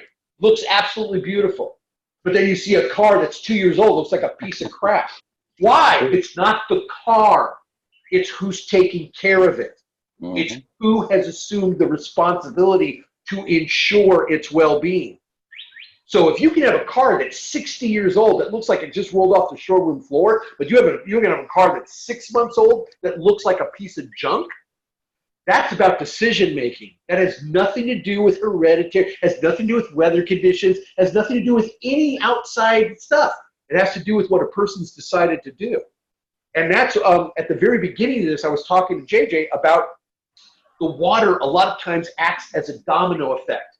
That you incorporate the water into your life, you start to get properly hydrated, you start to gain the benefits health-wise for being properly hydrated, and now all of a sudden you're looking at other avenues of health. You're looking at other things. Why? Because it's a gateway drug. It's a gateway drug to good health. You start getting healthy, and then all of a sudden you can't help yourself. Why? Because once you start feeling better, the natural thing for you to do is want to continue that and make it even more. So I would just say, I mean, that really is what it's about, you know? So I would just say, you know, if you're not drinking the water yet, drink the water. Get them. Obviously, you got to get a machine as quick as you can. And I'm a personal story for that, okay? I drank the water for about 3.5 months, and during that time, it really didn't do anything for me. Okay, it did big stuff for my wife and my son, which is what got my attention and kept my attention. But once we bought our machine, first 2 months I lost 25 pounds. Jeez. Without trying. And the first 2 months I bought at the beginning of November. So I went through the months of November and December without changing any habits. Okay, I got to almost 300 pounds. Okay, so I'm a decent sized guy, but I like to eat. So I didn't change any of those habits, but I still was dropping weight over the course of those first 2 months. Now, what's funny is it kind of stopped, and that's because I had lost my acidic weight. The rest was I need to get off my butt weight is what that weight was. It was I need to be more active. I do need to watch my portions and everything. But it's amazing how the one led to so many other things. So all I will tell you, I will just tell you I know it won't hurt. What exactly it might do for you, I have no idea. But I do know this. You get yourself properly hydrated, you will see a difference. And that difference can lead to additional differences that you decide to incorporate. So I think it's fantastic. And I would say try to get it as quick as you can, you know, because I realized it for myself. 3.5 months. Now, what was funny is I was actually introduced to the water almost 9 months earlier than when I bought it. And I kind of BS. I had somebody deliver me water for almost 5 months, and I wasn't drinking it. I was dumping it down the drain, because when he'd come to pick up the drop off the new batch and pick up the old bottles, they couldn't very well be full. So I literally, when he called me to tell me he was on his way, I went to the sink and I'm dumping water. And my wife, it was my wife. I mean, this is part of the story. In my book, Ride the Wave, man, it explains exactly what happened. And it was my wife. She came into the kitchen one day and she said, "Honey, what are you doing?" And I answered. I said, "I'm pouring. Danny's on his way. I'm pouring these out." So that, and she told me. She said, "No, I mean, what are you doing?" And I was like, "Oh, great. Now she's going to bust my chops about this." And then she said, "Why don't we at least give the water a real chance?" And as soon as that came out of my wife's mouth, I already knew, okay, I'm screwed. I've got to at least start drinking this stuff. Do it now. And I did. And the next day, and it's actually the next 2 or 3 days after that, some major things happened with my wife and my son as far as a detox was concerned. Totally grabbed my attention. Kept my attention. I actually started drinking it. Then about 3.5 months later, I said, okay, you know what? I need to get one of these machines. So it's really amazing because everybody has their own very own unique experience. yes. And that's what makes it great. It's a life statement, and it's very, that's a good thing about you guys. So yeah, I'm looking forward to see. I'm looking forward to see what happens once you get the machine. I'm looking forward to see what kind of progress you I'll make. gladly tell everybody about it. Fantastic, fantastic. Thank you very much. You're very welcome. You're very welcome. Hey, Richard, before we move on to this next, because I want to shift gears, I got some other questions that I want to ask. And but I wanted to just recommend to you one thing that I think Gerry and everybody else would highly recommend this as well. There's an incredible book out there by a guy named Robert Wright. He wrote a book called Killing Cancer, Not People. And it's not just about cancer, it's about all diseases. Currently reading it. It's amazing. Seen it? Do you have it? Yeah, I have it, and it is absolutely amazing. It's very impressive, first of all, at all levels. Once you get done with that one, make sure you get this one. Ride the wave. There you go. I'm a sailor, so that's a good thing. I'll ride it. So yeah, you want to make sure that you get those books and utilize them because they're just flat out awesome sauce that'll change your life. Yes. So yeah. Thank you again.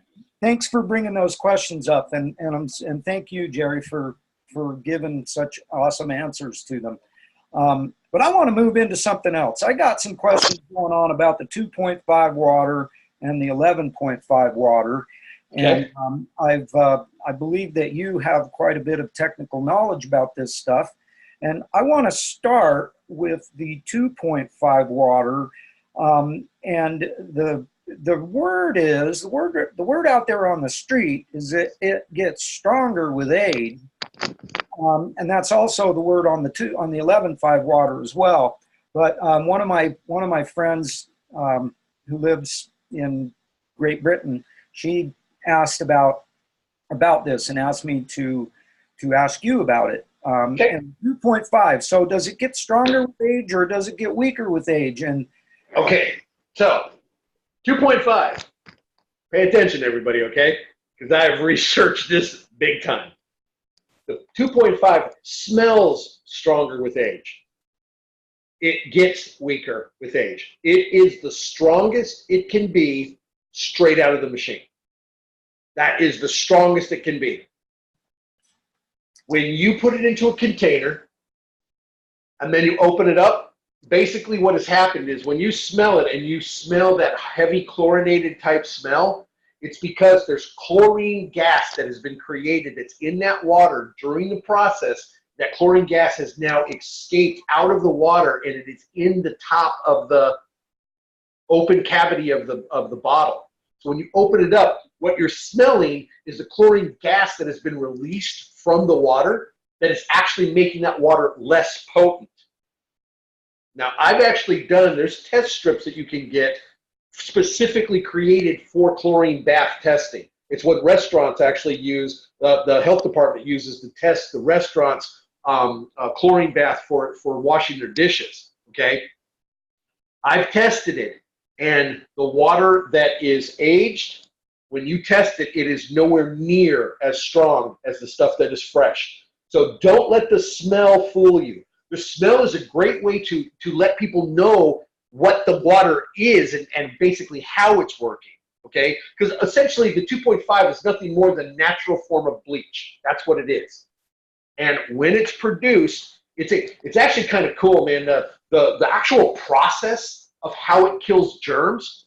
So the way it actually works, and this is kind of neat. I would really love it if somebody put together like an animation for this, okay? Because basically what happens is the water comes out, because of the way that the consistency of the water is, it's able to actually penetrate the cellular walls of like a bacteria. And it doesn't kill the bacteria as a result of like killing it like we would think of like something killing, like it drowns it or it's, you know, it's so acidic that the thing goes, and then dies.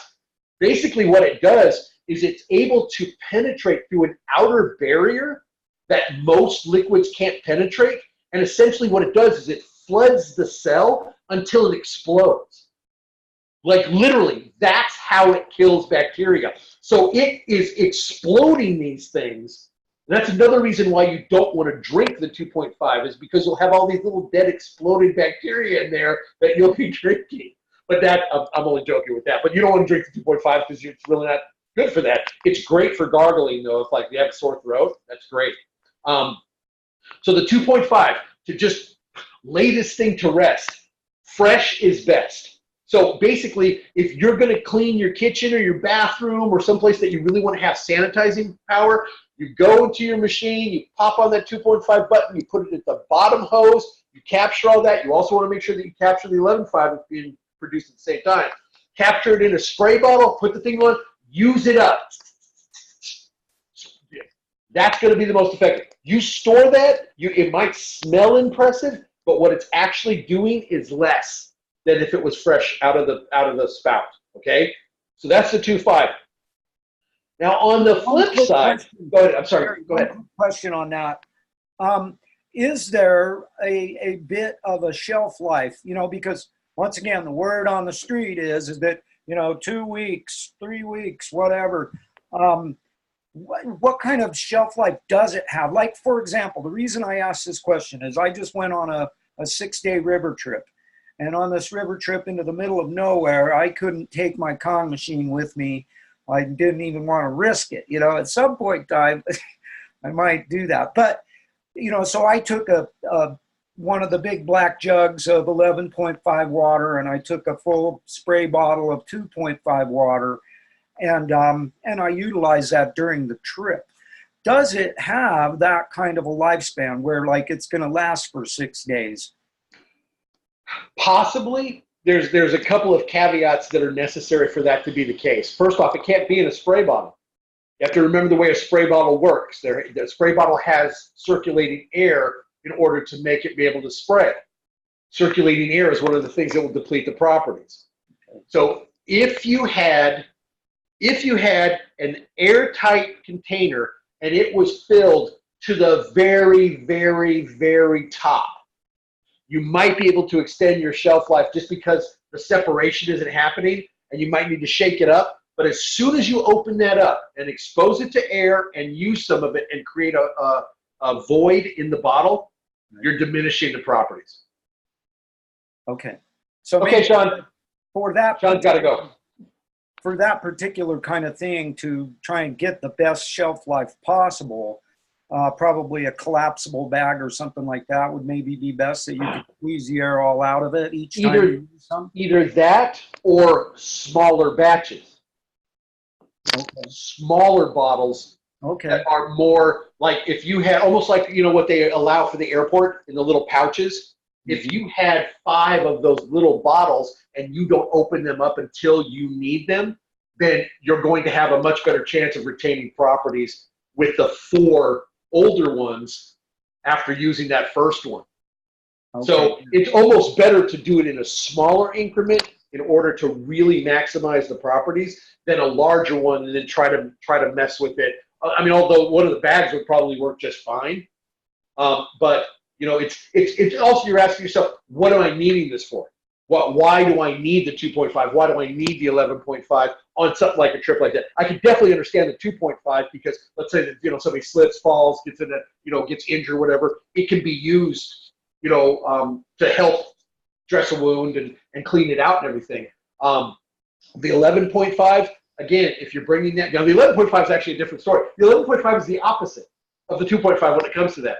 It actually does get stronger as it sits, and that's about the calcium that's in it and things that happen. It's almost like a chemical reaction type of thing that allows it to become able to break down the oil-based like pesticides and things of that nature and be used for cleaning purposes. It does actually get stronger as it sits, but either one of them can lose their properties if you expose them to the air.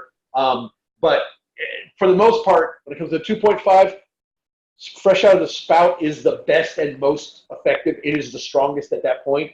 The 11.5, if it ages a week or so, that usually makes it much stronger, and it allows it allows it to be much more effective as far as the cleaning properties. Okay.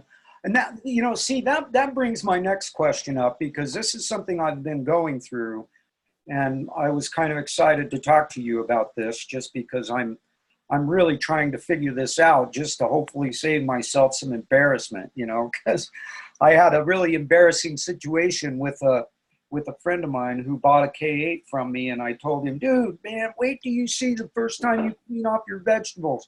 That'll be it, man. You will be sold. And when he got his machine in, I said, dude, get some get some tomatoes, get some apples or something from the store, and I'll come up on Wednesday at noon, and we'll get your machine hooked up, and then we'll do some ORP tests, make sure that it's doing what it's supposed to, and that kind of thing. And he had nice high ORP up there around -800, and nice high negative ORP on the positive on the 2.5 up there over 1,000. And I was like, perfect, and so we take his cherry tomatoes and we throw them in some 11.5 water and in some tap water, and 10 minutes goes by, 15 minutes goes by, still perfectly clean, perfectly clear water in both. And I'm going, what in the heck is going on here, And literally that water, those things sat in that water for 45 minutes and not a dang thing came off of them at all. And I ended up learning something about the source water. As it turns out, it was the source water that was the problem, because I brought those same vegetables, that same machine, right back down here to my house. I'm about 15 minutes away, but I'm on a completely different water source. Right. And I used his machine, hooked it up to my spout, and I ran the water, and within 30 seconds, that water was gross and gooky, and it cleaned all that crap off just like that. And I was really embarrassed by that situation because I didn't know what was going on. Gotcha. Now let me ask you. So did you literally buy? I mean, were they the same tomatoes? Yeah, like I grabbed the same exact tomatoes and brought them to my house, and the same apples, those very ones. I said, I'm taking these home, and I'm taking this with me, and I've got to go hook it up to my house. And it cleaned them off beautifully. And so there's a couple different things that you can kind of do to gauge if the 11.5 is going to be effective. So when the 11.5 is one of the few ones that you want to start at a full flow and then bring it down. You want to bring the flow down to a trickle, okay? Pretty much as low as it goes before the machine starts saying to increase the flow, okay? One of the things that you might want to do is take your fingers, run it under the stream, and you're feeling for a slick type feeling, okay? If you feel that, you will basically know that the 11.5 is going to be able to do what it's doing. Just so you know, see, some people they can't feel the slickness because it's not in the water. It's not what you're feeling. You're literally feeling the oils on the tip of the fingers emulsifying and coming off of you. Because if you do it for a long enough period of time, the slickness completely goes away. That's because those oils have been depleted off of the tips of your fingers, okay? So that's one thing that you can do. Another thing too is you got to be prepared for the possibility that, especially if you tell somebody else to try to do something, they might go get tomatoes that haven't had the yellow dye added to the pesticides to enhance the appearance. It might be clear. There have been times where I've done demos and the water itself looked identical to the tap water. It wasn't until you tasted them that you went, holy moly, okay, I taste the difference. And it was because they did not see. One of the things that I've learned in my many years in this business is that a lot of the agricultural industry, they will add edible dyes to the pesticide. They're trying to kill two birds with one stone. They already figure, well, we've got to spray this stuff anyway, so why don't we spray this stuff with a tint to it so it will actually enhance the appearance of the fruit or the vegetable. Fruits are the primary, okay? Blueberries, strawberries, tomatoes, those are some of they add a yellow dye to the tomatoes, because if you think about the core of the color of a tomato, yellow is one of the colors. Yellow and red make orange. And a tomato is actually more, it's more that, or almost like a dark orangish side. So they'll add that yellow in there to enhance the appearance. Okay, they do the same thing with strawberries. They put a red dye. In the blueberries, they'll put like a dark blue. That's if you clean these things off with really good 11.5. I've had strawberries that before I put them into the water, they all looked beautiful and red. I cleaned them, and then all of them, the tops are white at the very, and I couldn't see it before because literally they had been sprayed to trick my mind into thinking that they were ripe and delicious looking. It was actually a food grade dye that was put into pesticides. So understand that they don't always use the dyes. So you might have to, if the visual isn't happening, you might need to check the taste and see if you could distinguish it there. But you're right, the source water is extremely important. You know, it really is extremely important to make sure that for all the different grades of water, you know, one of the things, nobody tests the water until after they hook up their machine. But like as soon as you get your machine and you get the drops, I would say go grab a glass and check your source water first. Get an idea of where you are, because you have to remember the machine is calibrated to make certain assumptions. The assumption is that the water that's coming through it is neutral, 7.0. That's what the assumption is, that the water that's coming into the machine to begin with is at a pH of 7.0. So let's say it's slightly acidic and it's a 6.0 that's coming into your machine. Well, that means when you try to make 11.5, you're making 10.5. Because the source water is actually making it go. So you'll never make 11.5 that will be able to emulsify. That's why it's important to get that and understand your source water first and see if there might be something you might need to do to accommodate for that, whether it be a pre-filter, you know, an ion exchange type filter, or, you know, the calcium, adding calcium to it to allow it to ionize a little bit stronger. There's certain things that you can do to play around with it a little bit. But yeah, it's a very important piece is knowing. See, everybody wants to blame the machine. As soon as anything's not perfect, oh, it's the machine. It's like, no, you know what? Think about it. Which would make more sense? That your machine has some sort of problem out of the million plus that have been sold, or that maybe it's something else that's a contributing factor to whatever the issue is. Yeah, absolutely. So the good call would be to go and test your water before getting that machine. Absolutely. And if you're in a public system, they have to provide an annual report. That's an EPA. Yeah. It's a rule. So by getting that, some of those can be difficult to read, though, to try to figure them out, because they don't really necessarily want you. They don't really want you to necessarily know. Well, to me, it's easier to just do the drops. You do the drops. They should be a light blue in your actual tap. If it's anything other than a light blue, you might have an issue. Because even the other way, let's say that the source water is an 8.0. If that's the case, you're never making 2.5. Okay. Because literally the machine can't, because the power that it's using to try to do it, if the source water isn't at that 7.0, that's why people that are on well water that have varying pH levels, they can actually contact the company, and the machine can be calibrated for well water. It can be calibrated differently because they know that the pH levels of well water are typically different. Actually, well waters are usually higher, a higher pH. Yeah. So, yeah. Good. That was a great question and good answer. Thank you. Yeah. We got natural leaching minerals in there. You know, it turns out that embarrassing thing turned out to be a blessing in disguise, because I learned a lot, and that was great.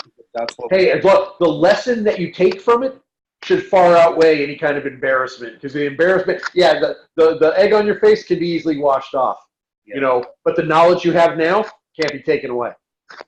So that brings me to my last question, and it's right here on this exact same line. I'm just wondering if you have any light to shed on this.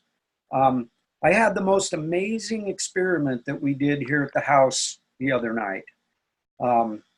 That I thought it was the most impressive thing that I've seen so far with Kangen water. And I've tried all kinds of things in my short time I've been involved with this. But I've been wanting to get after going out and getting these things into restaurants because, quite frankly, I don't like going to restaurants and eating tainted food. I want that poison and that crap off my food if I'm going to go there and eat at that restaurant. And so that's one of my goals, is to start learning. I've been working with Steve Beaumont and Dan Edlund and those guys, trying to learn what they're doing and share that information, because I want to teach other people how to go after restaurants. So eventually I can go wherever and I get to eat, I get to see a Carmen sign on the door, you know? So anyway, we did this, my sweetie, she said, you've never even tested this and you're going to go out there and you got to test something. And so we had this picture up on top of our kind of a storage area in our kitchen, above our countertops or above our cabinets. And man, this picture has probably been sitting up there for at least 10 or 15 years. It's not something we use, and I can't even remember the last thing that came down from there. And she comes in and she goes, let's clean that. And so I reach up there and grab that thing, and it's just like grimy oil, just like, ugh. And I thought, okay, well, let's give this a shot. And I had one of those bottles that's designed for putting the 11.5 in, and that stuff had been sitting there on the floor totally full for probably a month. And I decided to go ahead and roll with that, and I started pouring that out on it, and and we filmed it and everything and put it on the Kong Family Show and put it on Facebook and all that. But it was so impressive. At the end of it, my sweetie was going, wow, holy moly, goodness gracious. But it was literally amazing how it literally, with hardly any elbow grease, didn't really take any effort at all, but it literally cleaned all of that grease off of that thing, spot clean. And I was just like, wow, incredible. That's so awesome. And I used all of it up and got some more fresh stuff, and it brought it off even faster. And I was just like, man, this is cool. And then and of course, my sweetie, oh, are you going to do the rest of the kitchen and the rest of the things? Well, right. And so, our oven, it had some residual, the same kind of grease, the same stuff that she cooks with normally. And there was some that from recent meals got on there or whatever and needed to be cleaned off. And I thought, hey, I'm just going to get some more and clean, get after it, get it cleaned off of there. Well, here's another one of those things that won't touch it.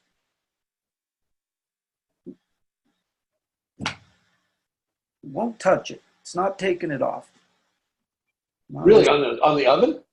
On the oven, yeah. Are you spraying it and leaving it? I sprayed it, left it. How long? Went back to it.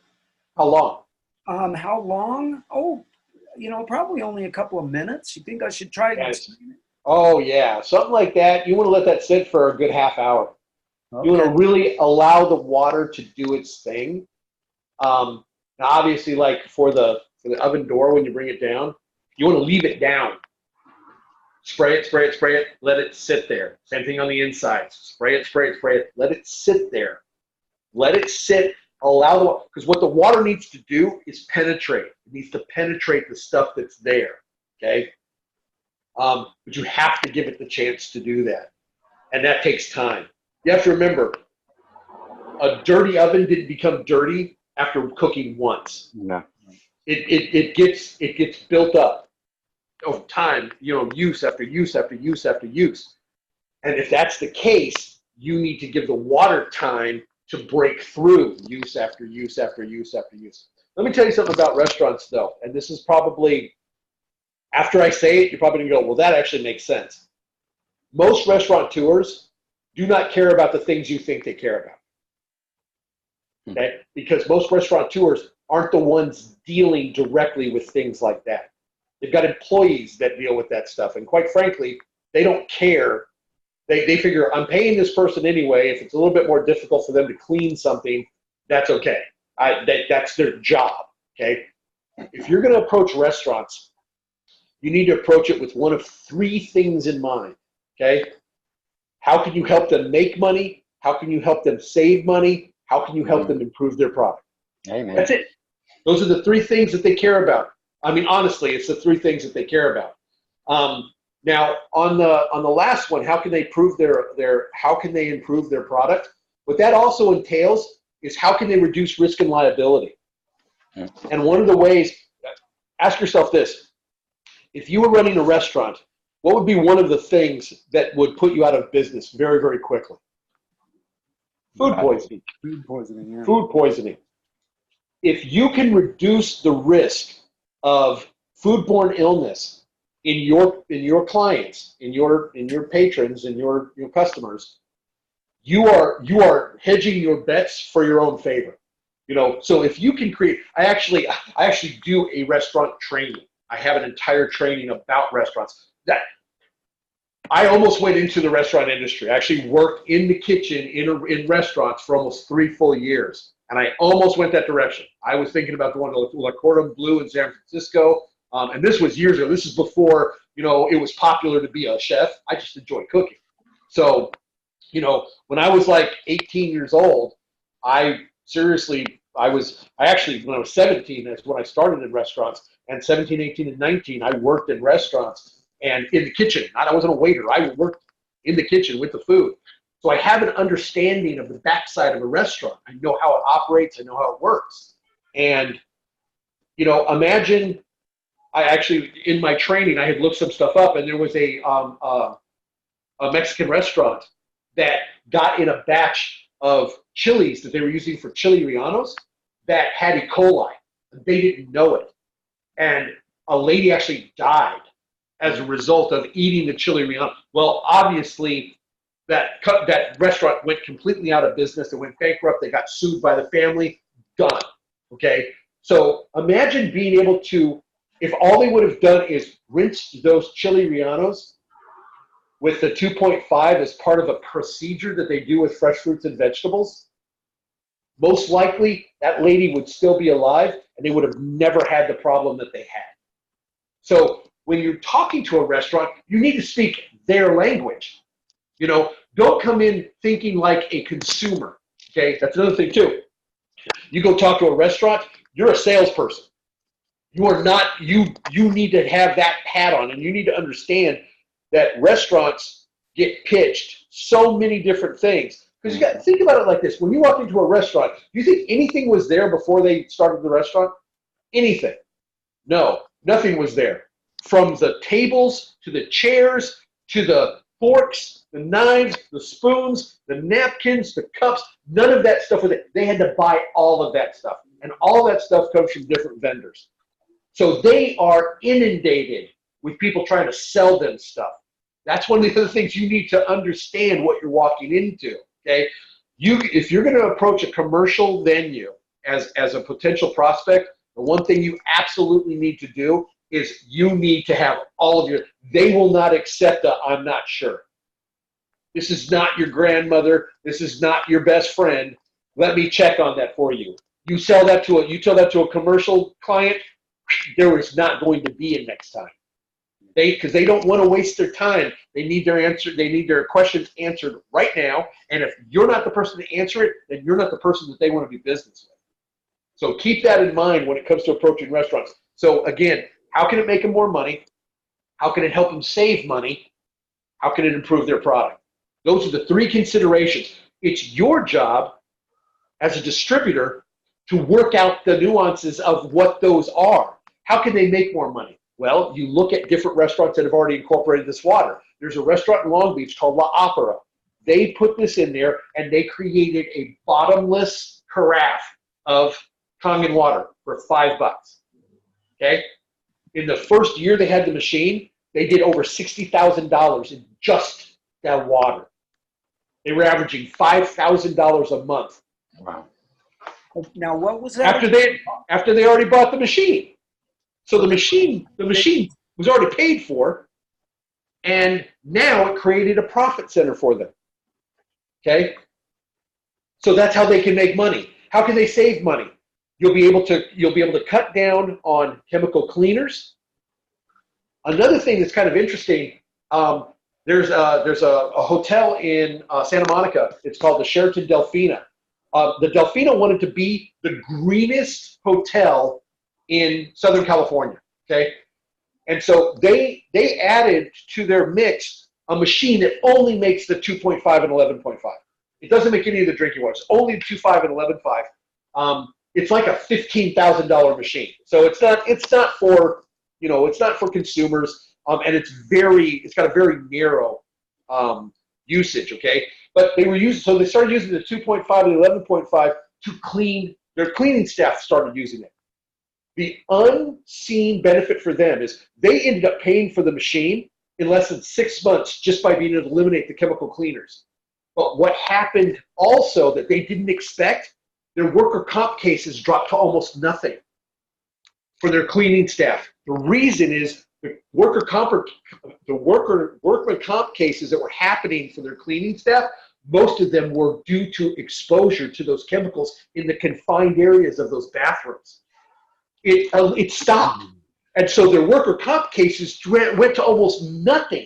Now you talk to a business and say, hey, how'd you like to bring your worker comp cases down to almost nothing? Trust me, you've got their attention.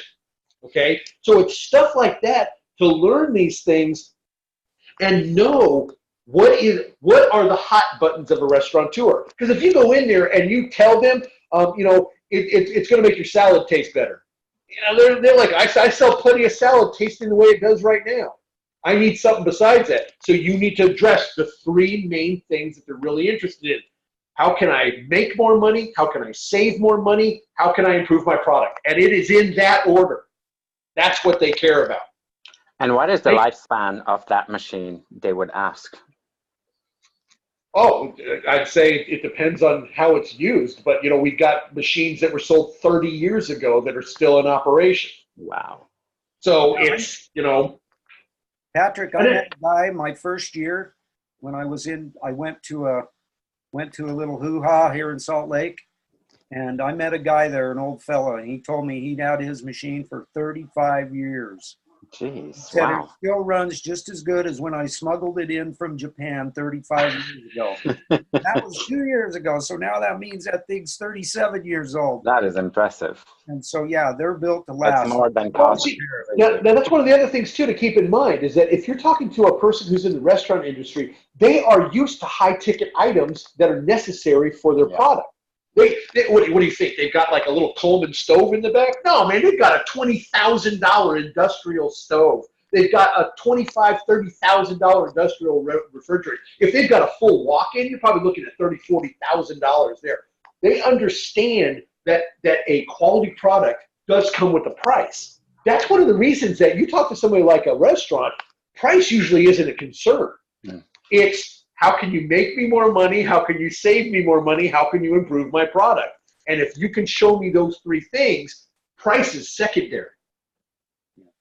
They're not even worried about the price. It's you show me these three things because I'm going to be able to improve it. And then when you throw out the idea of, and this one's an actual interesting concept when it comes to restaurants specifically, okay?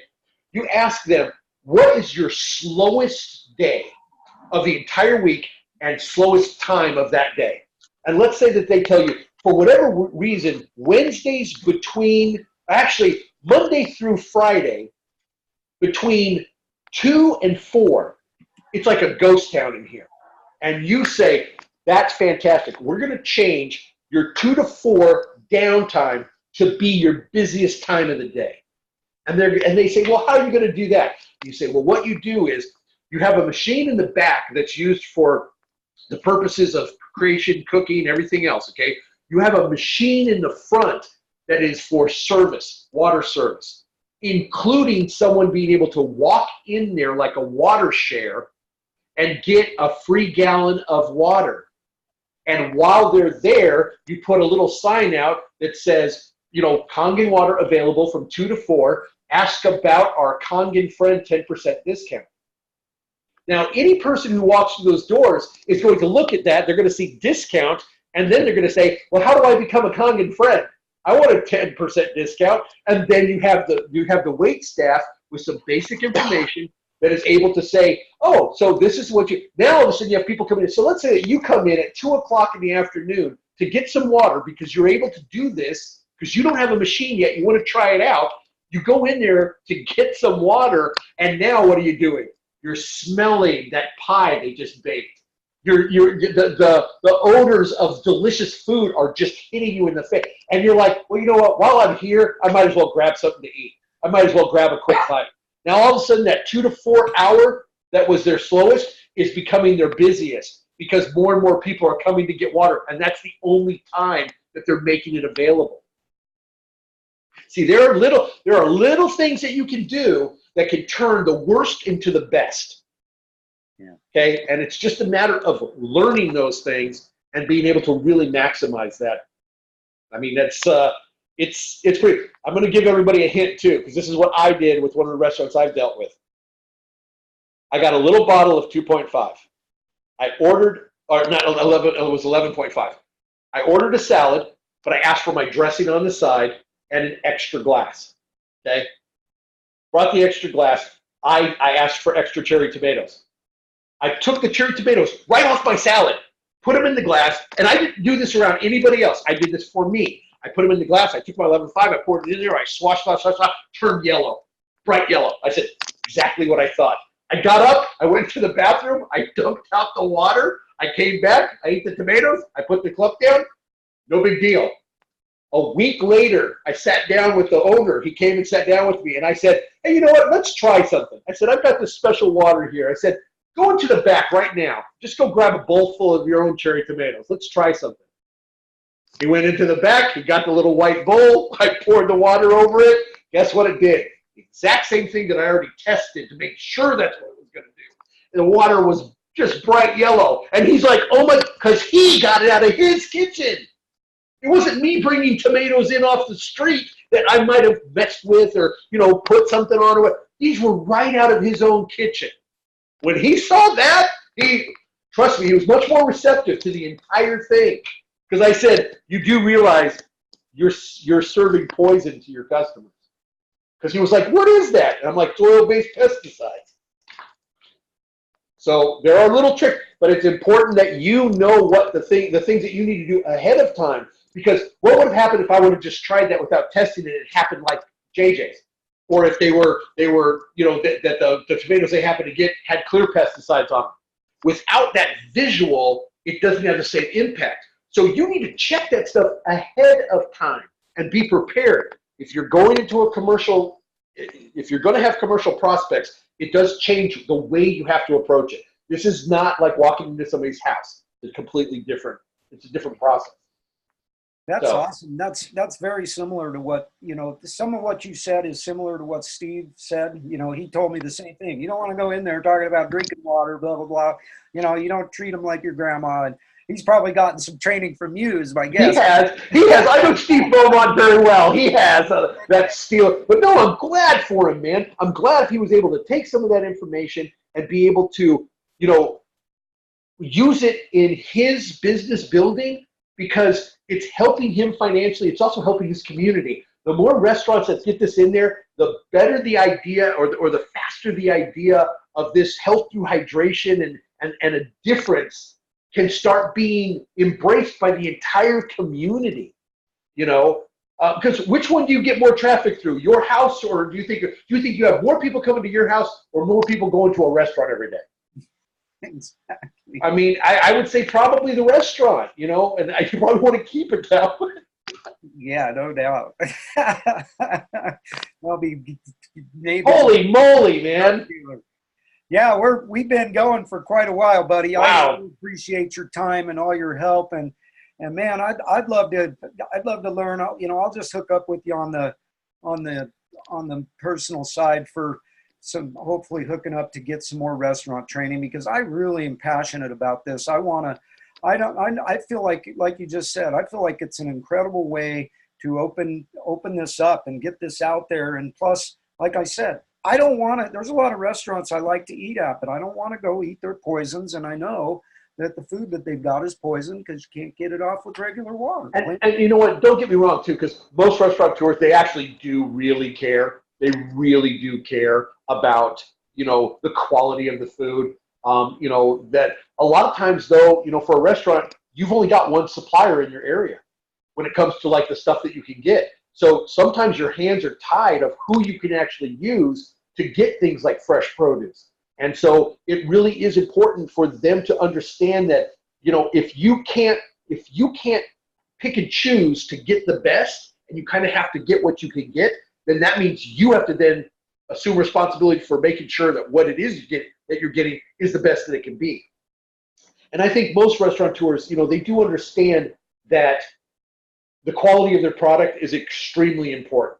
You know, when it really comes down to the bottom line at the end of the day, the quality of the food that they sell is what keeps them in business. You know, the other things, they're very important considerations for them, but that, you know, the quality is something that's important. That's why I always say the best way to look, the best table in the house is not in the dining room. The best table in the house is in the kitchen. But you have to be a very special person to get access to that table. Okay, I tell people, you want to sell a restaurant, figure out how to go through the back door. You go through the front door, you're just another salesman. You go through the back door, you're somebody of importance. And one of the ways that you can do it to begin with is go to places that you already frequent. Go to places that you have an established relationship with. Whether it be that you just happen to know one of the waitresses by name, or you know, or they recognize you because you come in frequently enough. That's where you want to start. Why? Because you already have a relationship. You've already given them your business, and you, as a result of that, you do have the right to have them consider them giving you their business. Yeah. You know, so being familiar, especially, also think about, like, go into a place, look at the menu, and ask yourself, okay, how many of these menu items could use the water? And then go in, salads, every single one of them. Soups, every single one of them. You know, the beverages, every single one of them. So when you start looking at that stuff, you know, because let's say that you go to a place and it's nothing but, you know, there's nothing that can't benefit from it. But the more benefit that you can point out, the greater the likelihood of you being actually be successful in a sell-through with something like a restaurant. Wow, that is so awesome. Gosh, yeah, I'm flabbergasted once again, Gerry, for you and your time, and just how gracious you are with coming here and all this value that you've just put out to the family today. No problem. Be sure to make sure this gets recorded, gets put up, and gets Fantastic. shared far and wide, so that as many people as possible can benefit from this. And this whole thing is really just a perfect example of how incredible this company is, and how we all literally have a vested interest in helping each other succeed. And I just, absolutely, so incredible. It's such an amazing blessing. It's such an amazing thing that has changed my life so drastically, that I just want to give back. I want to figure out how I can give back to everybody. And at this point, this is my main avenue for doing that, as well as everything I'm doing on a personal basis. But, you know, Gerry, thank you so much once again. And of course, you know, you mind if I mention a couple things about some of the different products that are on the Going 6A website? Yeah. Okay, first and foremost, the Going6A.com website, it's a resource site, first and foremost, okay? It will point you over to our YouTube channel. It will point you to the printable library. It'll point you to a lot of different actual resources that, as a new distributor or even an established distributor, things that you can really benefit from, okay? I do have a few things. This is the new Global Business Review magazine. For anybody who is having trouble explaining the business, explaining the background, explaining why Enagic is a company that a person should consider if they're thinking about an independent, business, this helps focus all of that into. Matter of fact, JJ, did you get one of these at the convention? I did not get one, but Sean gave me a couple of the ones that you got from him. And wait, you went to the convention, right? I got to order a whole bunch more. I actually ordered. No, but JJ, at the convention, in your gift bag, you didn't get one of these? Oh, you know what? That's right. I think one of them came in the bag. Yeah. Well, no, they did, because the Enagic bought thousands of these from me. That's how much they liked it, which, that kind of tells you something, So this is for the business part, okay? Yes. This is physical fitness. This is all pro athletes, trainers, all the people that are drinking the water like that. The heads and tails, it's the pet magazine. This is what a lot of different pet stories. So people who are prospecting pet owners, this is a great way to get them to understand what's going on with it. There's also the two different visual impact bottles, the Congonizer and the Congocell bottles. You know, some people don't understand these. They don't understand them. They're like, I don't get it. These were developed to be a conversation starter. You know, one of the places that's great for these is the gym. There's a guy named Marty Wetzel who's out here. He does almost daily. He posts a picture of the bottle on a piece of a gym equipment that when he's going to work out. The entire reason for this is not so you have a bottle that looks like a battery to drink out of. That's its actual function, but what it was intended for was for you to walk into a place and have somebody look at you and say, is that person carrying a giant AA battery? Why is that person carrying a giant AA battery? And then they walk up to you and say, excuse me, is that a giant AA battery? And you say, well, it's not, but it is what energizes me. Let me tell you a little bit more, because now that person has come to you and they've initiated the conversation. And for most people, that is the most difficult thing when it comes to a cold prospect. It's initiating the conversation. So if you can figure out a way to make them initiate it, man, you're in there like that. Why? Because if you've got this and somebody comes up and starts asking you questions, they've invited you to tell them about your stuff. But if you just walk up randomly to some person at the store who happens to be in the water aisle that's looking at a case of water, and you walk up and go, you really don't want to buy that. Man, trust me, the way the person's going to, what the hell are you talking about? Get away from me, okay?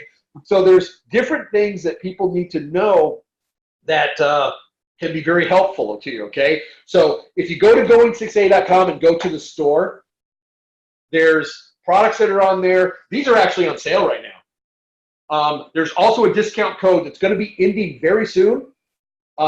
If you are interested, the discount code is SAVE, S-A-V-E. Before you check out, it's for an extra 25% off of your entire order. So if you buy the bottles that are on sale, if you buy anything else that's on sale, and you buy some of the other stuff, when you put in that code SAVE, it's going to save a full 25% on top of everything, okay? But it's going to be ending on Wednesday. So if you're interested in getting something, I strongly suggest, if you want to save money, to go ahead and do it before Wednesday. If you don't want to save money, and that's fine with me, you want to send me more dough than you had to, hey man, I'm cool with that. But I don't want you to have to, okay? So if you're going to get it, why not take advantage of it, you know? And Ride the Wave, it is available on Amazon.com. It's available through the website, though, either as a hard copy or you can get it as a Kindle or digital type version. That one's working great for people who are, like, out of country. It's weird, man. I get royalty payments from everywhere, Japan, India, Europe, Australia. I mean, it's really cool because I actually get a different thing. Some of them aren't that big. I mean, actually, most of them aren't that big. But it's okay, you know. For the first time ever this year, I had to put the royalties, like, specifically in my taxes. It was cool, you know. It was like, what was the source of income? I'm like, royalties. I don't know. Exactly. Oh, exactly. That's the one, man. That's the one.